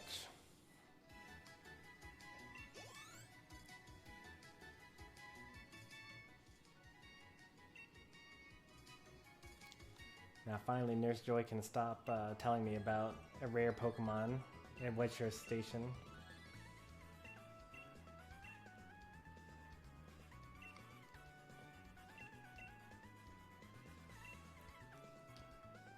I hope the DLC is hard. There's no way the DLC is going to be hard. You have like all level 100 EV trained Pokemon.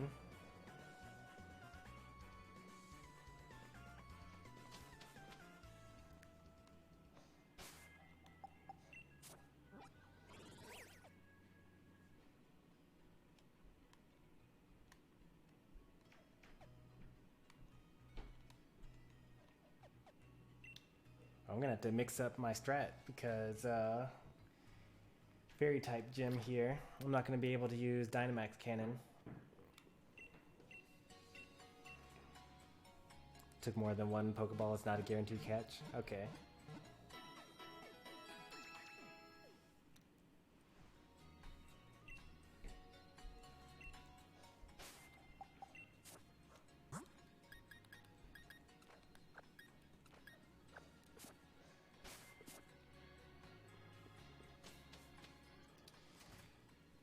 Yeah, that's what I'm hoping for. More raids. That's where the actual fun, I think, in the end game will come.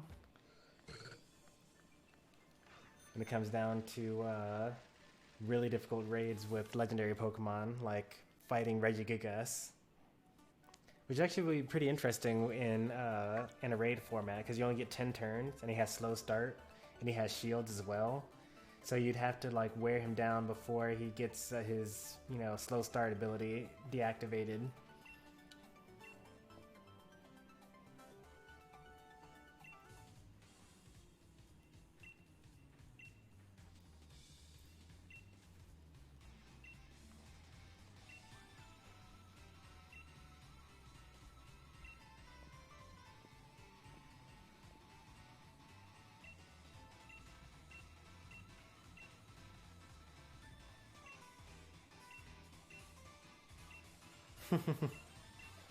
Oh yeah, I forgot about this. By the time I got there, Beat had already beaten the Dynamax Pokemon on his own, and instead of like helping him, I just battle him instead.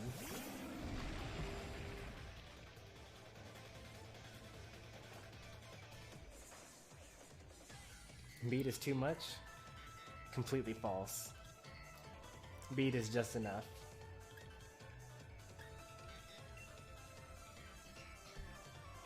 Probably go for a little more even.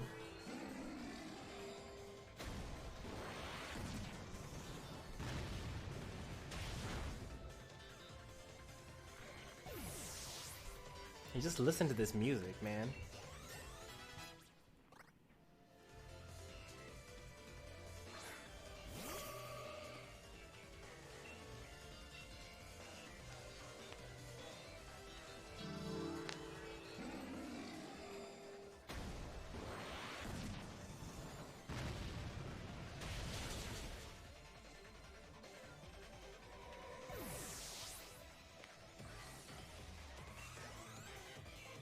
I think Versus Hop is actually the worst battle theme in the game. It doesn't really sound like you're actually having a Pokemon battle, especially not an epic Pokemon battle. Like the theme fit when you were using your level 5 Pokemon versus his level 5 Pokemon at the beginning of the game. But like, if you're doing competitive stuff, it just doesn't seem to fit, you know?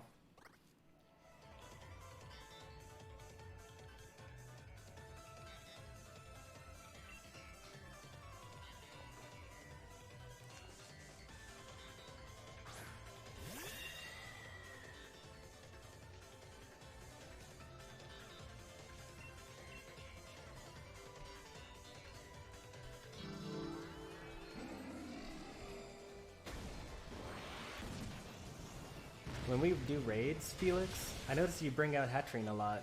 Is that kind of like your signature Pokemon now? Kind of like how my signature Pokemon is Snorlax. Even though I really want my signature Pokemon, I want my signature Pokemon to be Jolteon.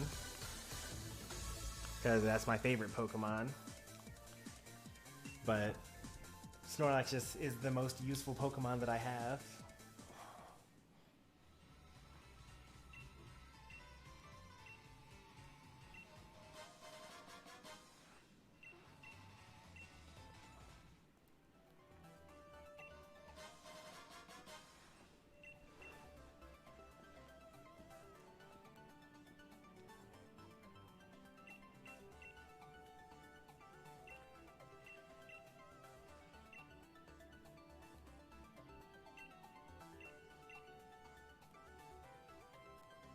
Yeah, when I see Hatterene, I do actually think of you, Felix, because that's usually what I see you use in those raids that we do. If you have a different Pokemon that you'd rather me think or like associate with you, you could let me know. Like I said, I would want for my signature Pokemon to be Jolteon, but honestly, my signature Pokemon is Snorlax right now. We'll see if I can get that to change though.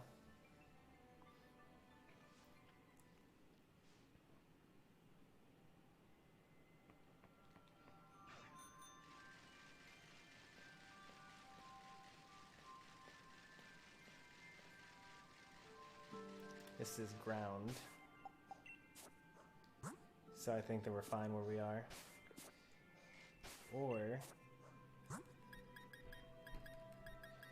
try to give Inteleon a chance here. Why not? I don't have to always use legendary Pokemon.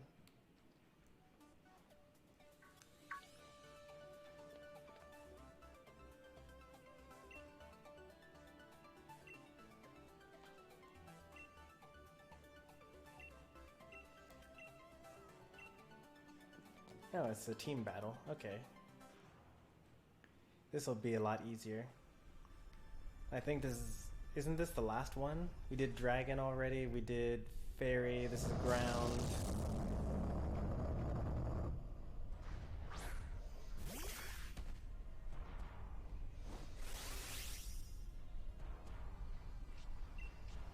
Okay, no, it actually is just all of us together. I think I want to use special attacks versus Gigalith.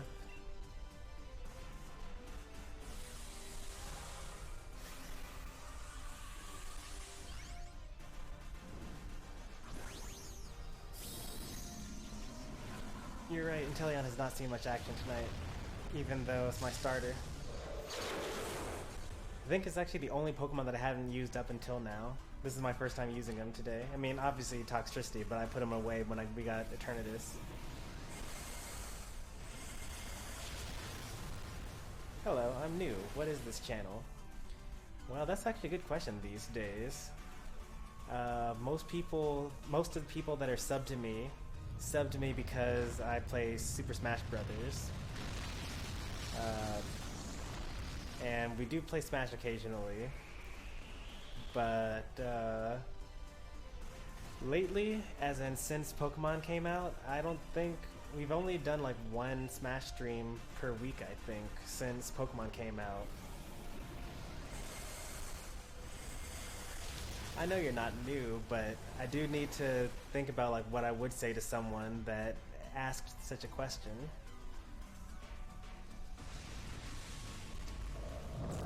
Got out of class early? Well, welcome here, Pika. Are you doing classes remotely still?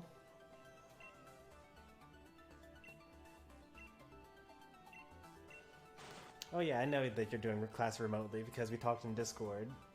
It slipped my mind.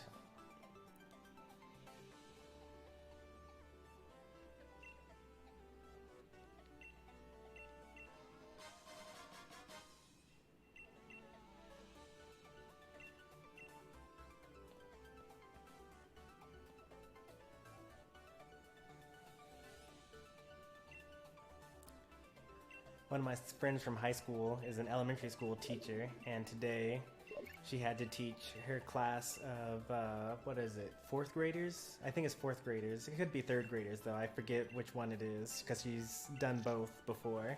She had to teach them electronically. Says it was pretty rough, because, you know, getting a bunch of 8 and 9-year-olds to pay attention to class while on a computer, I'd imagine would be torture.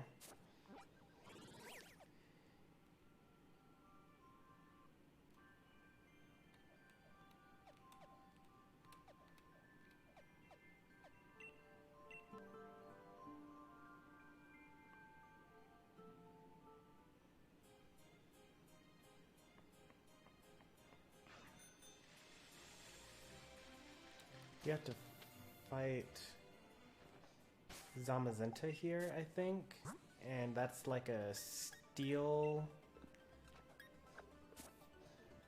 fairy type? Steel fighting? I don't know.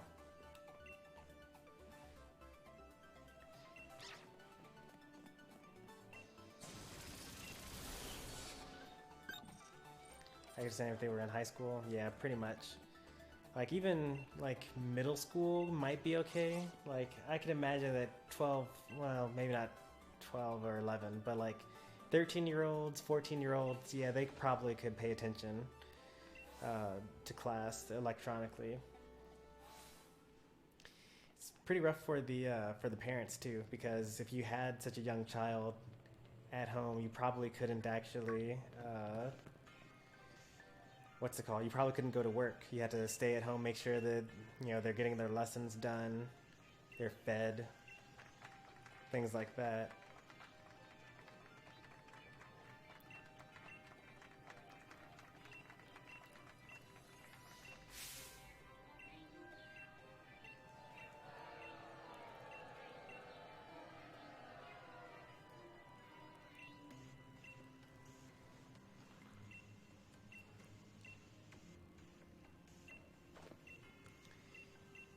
It's a very interesting time.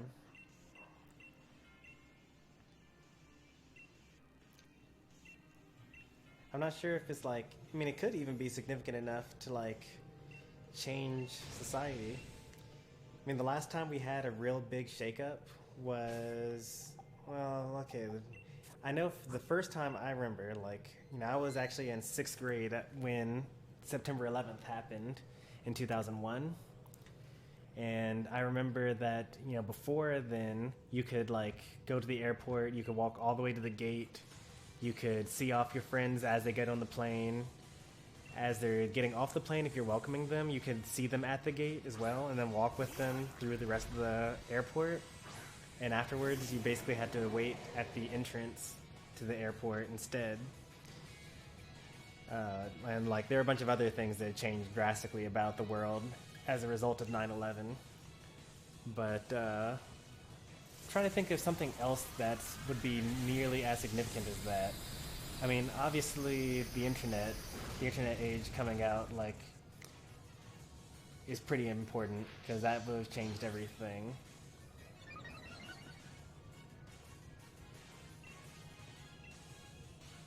What's 9/11? Are you serious or are you joking? I mean, I'm going to explain it either way, but September 11th, 2001, terrorists from Afghanistan hijacked some planes that were taking off from New York and crashed them into the Twin Towers in New York, which was the national landmark.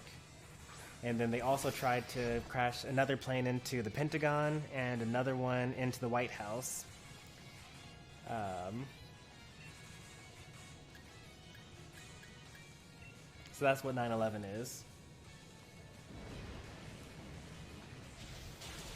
But other significant, like, things that happened would probably be like the Vietnam War,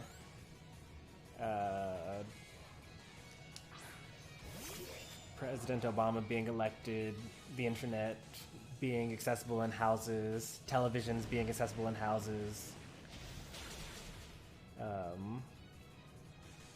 Those are kind of like the big things that I would think of.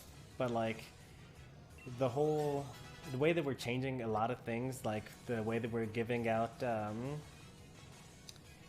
we're changing the policies around sick leave, and you know, we're basically putting in infrastructure in order to deal with a crisis like this. Like if we use that in the future, then we could actually have not a completely different, but like a very different society afterwards. Like this could be a new generational marker, the way that 9/11 was the most recent generational marker.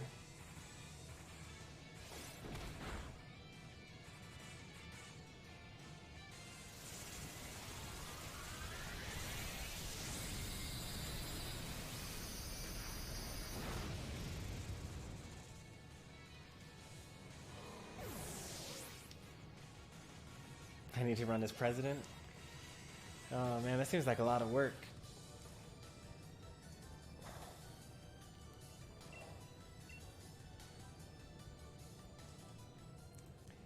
I'll leave that up to you kids. You guys can run for president. You guys see what changes need to happen in the country and then try to enact them. Well, it's a lot of work being president, but it's also a lot of work actually running for president as well. You had to like raise money and talk to a bunch of people and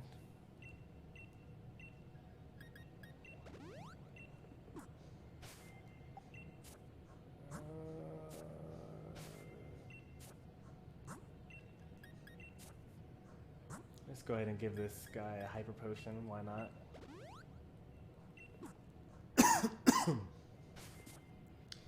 What are you learning in school right now when it comes to math? Little game, by the way.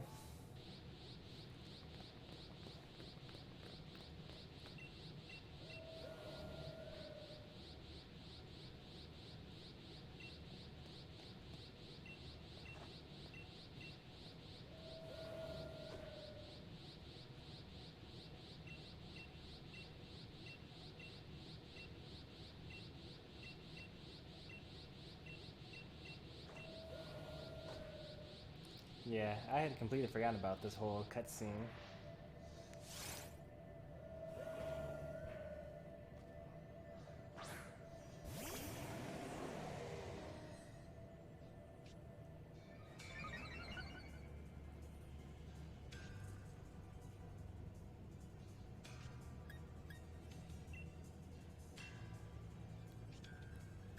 You say I can't, but I really should be able to.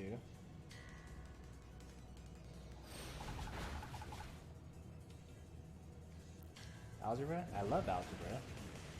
That's actually the most useful form of math that exists that they teach you in school.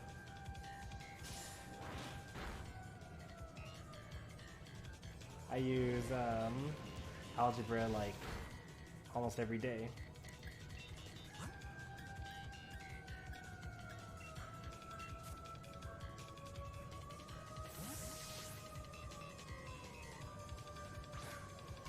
Algebra fun? Yeah, algebra fun's, man.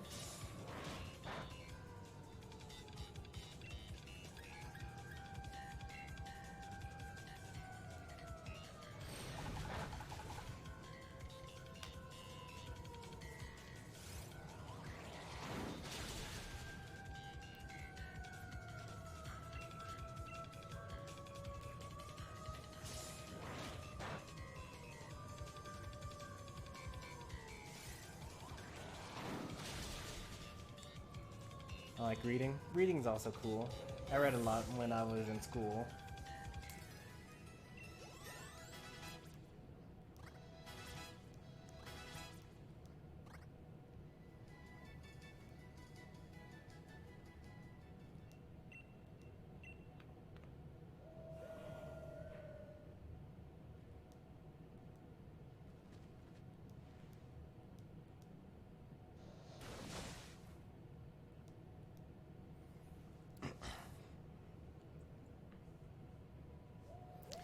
But this is the type of, well, I mean, maybe I shouldn't say this, but I'm going to say it anyway.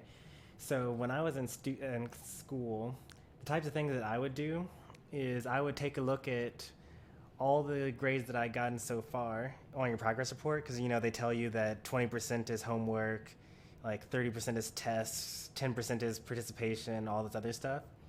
I would look at all the scores that I currently had on my progress report, and then I would use algebra to figure out what score I needed to get on the next test to keep an A.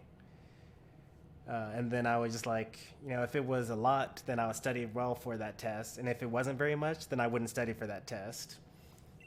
Because you don't need that many points. So I only put in as much effort as I felt like I needed to, which is a terrible example for me to set for you guys. You should always try your hardest on everything in school. But that's what I ended up doing.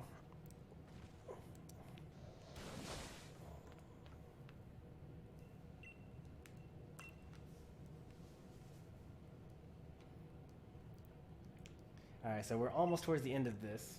Just over the 2-hour mark, where we will be just over the 2-hour mark by the time we're done here.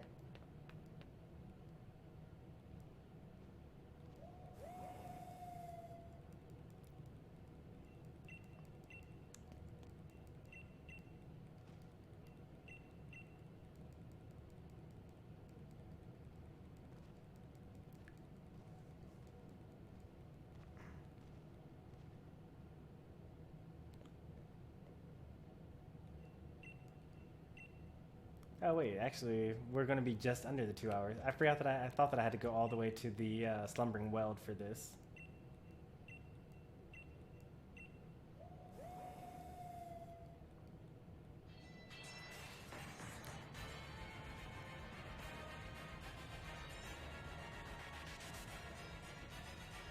Once I get the capture card, me and my friend are going to do a channel together.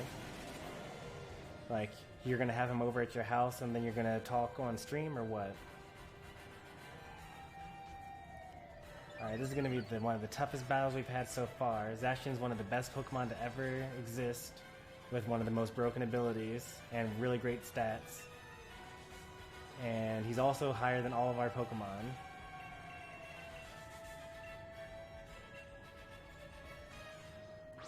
Alright, that was the hardest battle that we had to deal with the whole game. GG, Pokemon.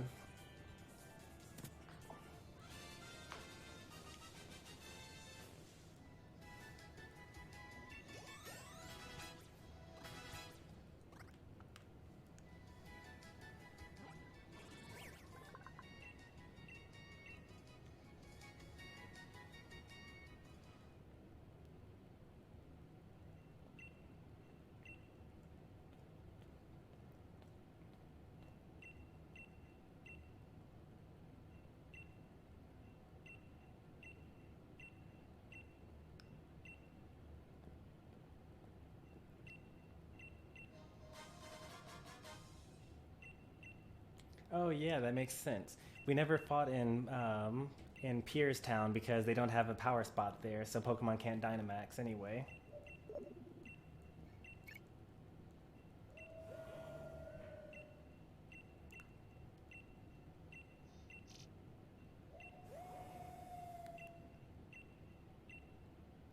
Yeah, so theoretically we would go to the Slumbering World now, battle Hop one more time with his new Zamazenta. We're not going to do that. Let's see, we already got the Charmander, that's Gigantamax here. So we're going to just like move some things around in these boxes here. We're going to take back our Toxtricity that belongs to Stormy Sensei. We're going to take the Inteleon. Take all this stuff. We're going to keep a Sizzlipede in the party because we have to keep something in the party. And then everything else kind of goes with this. Let's see how many EV points we got while we were doing all this.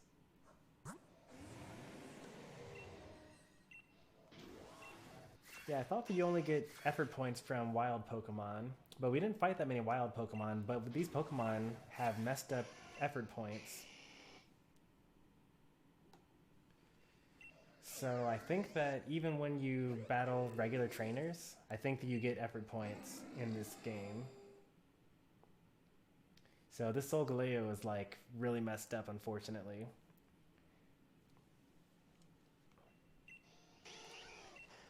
So they changed that from somewhere along the lines, because in Gen 1 you only got them from wild Pokemon, but that's okay. We can deal with that. They're berries, we can eventually get the Solgaleo back to neutral, and then train him as appropriate. These other Pokemon, I chose them for this save file because they had the wrong natures anyway, so I actually can't use them competitively, so it's okay that they're messed up.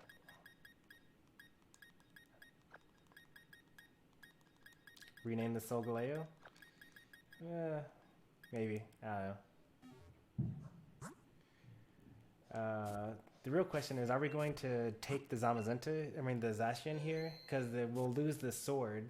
Actually, we actually don't have enough space in Pokemon Home.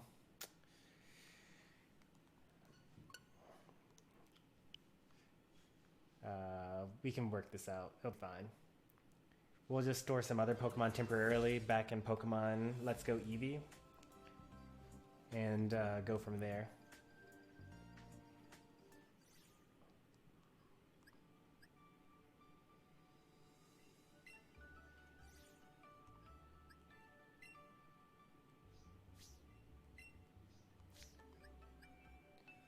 Why can't you see your opponent's name when you battle them online?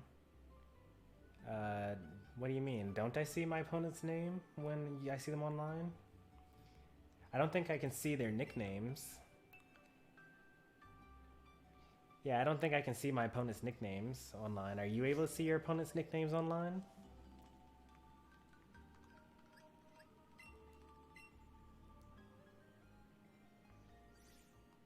Why? Probably because people would... Oh, you're able to? Okay. I don't know. Maybe I did something with the settings.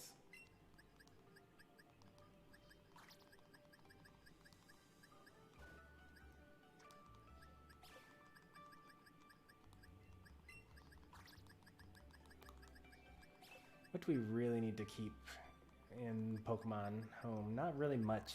We can just keep everything in this save file, and that'll be fine. I actually don't need all these Pokemon. I was actually thinking that the you could get Ditto with the right nature in Pokemon Let's Go Eevee, because if you go to Celadon City, there's the channeler there, where if you pay her some money, then you get to choose which nature all the Pokemon end up having for the rest of the day. And then you go to the Pokemon League and just catch a Ditto for that nature, go back to Celadon City, change it to another nature. Because, you know, sometimes you just need to have enough Pokemon with the right nature in order to get some breeding going. It's kind of annoying having to, like, do breeding chains. Because one time I had to get, like, a particular nature Dusclops, but unfortunately I didn't have the appropriate... I didn't have a male Duskull or Dusclops, so I had to basically get...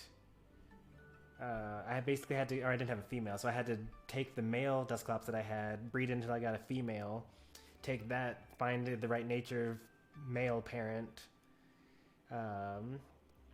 get the right nature there, and then do my EV training, or do my IV breeding. So, I mean, you're able to do it, it's just more work then.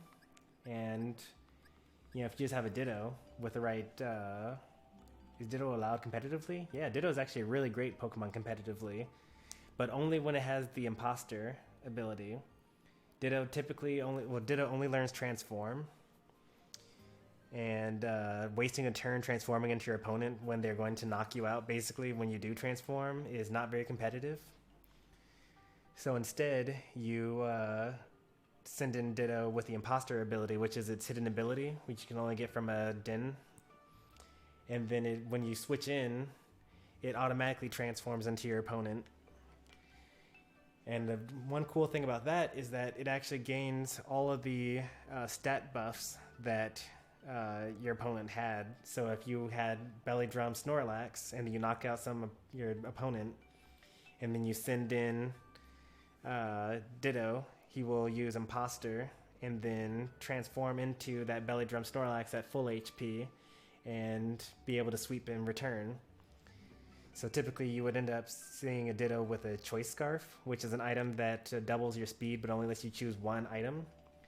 And what that always means is that when you have an opponent, whatever their speed stat is, you send in Ditto, they match that speed stat, but they also have the Choice Scarf, so they're guaranteed to be faster unless they also have a Choice Scarf, and then you're just speed tying. And so it's kind of like a good insurance policy to deal with sweeping Pokemon. Is that a Little Game 10 reference with that Belly Drum Snorlax? I'm not saying it is, and I'm not saying that it isn't. I'm just saying that there are certain strategies out there, and there are certain counter strategies to theirs.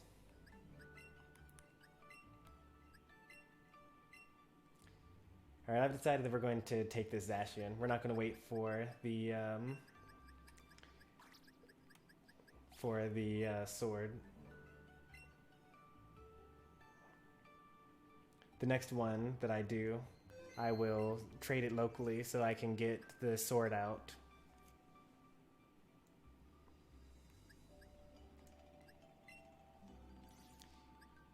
Want to battle?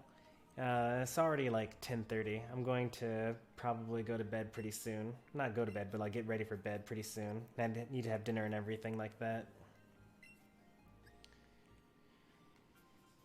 I'm more inclined to do battles on the weekends.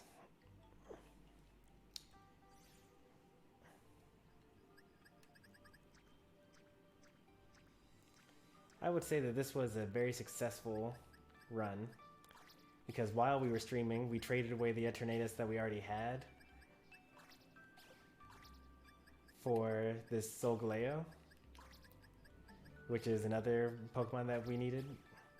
Oh, wait. We're not done yet. Well, we don't need this for now. We actually kind of don't need these Pokemon at all. We can actually just release them if we wanted to. Take the Slowpoke because it's rare. Gigantamax.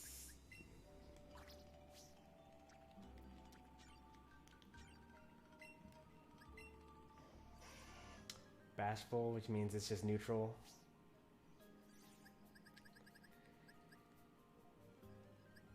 Oh wait, let's take this Inteleon though, because that came directly from our thing. I like Decidueye. I'm gonna save it even though I don't plan on using it. We're gonna breed it for a good nature though. We already have a long reach one though. I think I can come up with an overgrowth set as well. And I didn't realize that Punk Rock actually made you take half damage from sound-based moves, so I can actually come up with a Punk Rock Toxtricity set as well. This Rotom's practically useless, but I hate to just like release Pokemon for no reason. Even though I do it all the time when I'm breeding for competitive Pokemon. We're so running out of room here.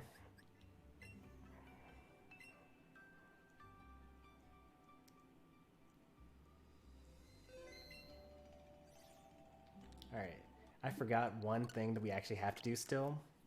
I can't believe that I almost forgot. We need to get another type null. Over on Twitch, Happy Dinosaur 3. Hey there, welcome to the stream. You're catching kind of the tail end of this stream. We just got through finishing up the post game for our second save file in Pokemon Sword, giving us Eternatus and Zacian. But we still need type null. So let's go ahead and do that. Oh wait, it's not in Battle Tower. It's in this guy here. Give me a type null, I'll give Lugia. Yeah, I'll take that trade. On Discord, you should DM me your Pokemon Home ID.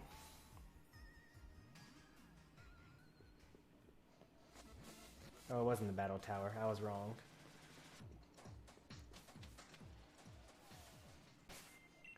I had it right the first time. Silly me.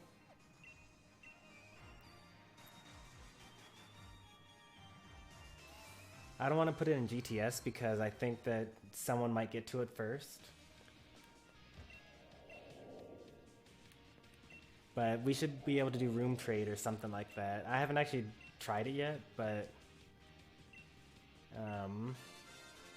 allegedly we should be able to just trade with each other through Pokemon Home on mobile.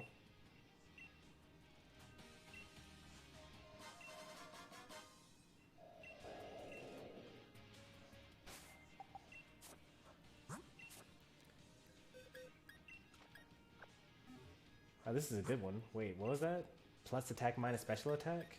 Oh, plus defense minus special defense. Well, you can DM me and then we'll do it after the stream. I don't want to fumble around with my phone on stream because you guys won't be able to actually see it. But we're ending pretty soon anyway. As soon as I'm done like rearranging all this stuff. Is there anything else that we would want in Pokemon Sword for our second save file? We got the Gigantamax, Charmander, we got the Eternatus, Zacian, type null. I think those are all the gift Pokemon, and the Snorlax as well.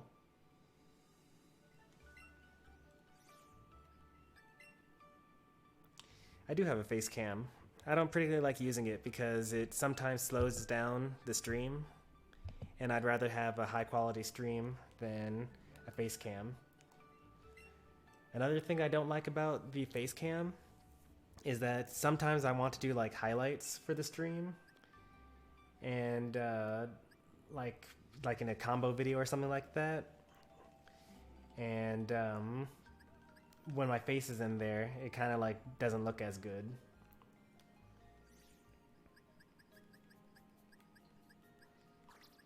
And I like my face and all, but if I want you guys to focus on the gameplay and how sick I am, I don't want like most of the screen to be covered with me. I think that if I work on like an overlay, so like right now the entire screen is just the gameplay right now, but if I could like make an overlay where it's like a little rectangle within the rectangle, and then my face and like the viewer count and like the arena ID and things like that are around in a border, then in my video editor I can actually crop that and then make that look better, and then I could still get both, I guess. But I just haven't gotten around to actually doing that yet because I'm lazy. It's just so much easier to just like keep on streaming rather than improve the stream. But I do try to do like one thing a month to improve the stream overall, whether that be like mess with the the configuration settings, get a different microphone, whether it's get a new software, get a new bot, put some new commands in, things like that. So I try to, oh wait, I'm keeping this in here because we're going to do the Pokemon Home thing. So we're good here. So I guess that's it. We're done with this account. When you next see me, I'll have 2 new accounts on here, and I'll be going through the game a 3rd and a 4th time because you can never get too many Zacians. You can trade it for any Pokemon you want ever on GTS. So that's the goal there. And we also get more Mewtwo's and Moltres, Articuno, Zapdoses as well. So, we're just going to keep farming those legendaries, but off stream. We're going to mostly, from here on out, I think, we're going to mostly be sticking to ranked doubles, ranked singles, raids, and Smash for about a month now. And then come April, we're going to start with a new game series. I think that I have a poll ready for you guys to vote for the next game that I play on stream. I think that starting next streams, like starting tomorrow, I'll start doing it. Can I trade it for a shiny Crobat? What are you talking about? My type null? I thought you were giving me Lugia. I mean, I actually like Crobat too. I would actually trade for Crobat, but I actually would rather have non-shiny Crobat than shiny Crobat. I think that the pink Crobat looks kind of ugly. I'd rather have the deep purple. But we can talk about that more on Discord. But yeah, rest of March, I just gave my schedule. It's going to be ranked Pokemon, viewer battles, raids, and some Smash occasionally. And then April, we got a game that you guys will be voting for. So if you guys are interested in all that, be sure to subscribe on YouTube, follow on Twitch, like the stream, and I'll see you guys soon. Thanks for watching, everybody. See you in Discord. Bye.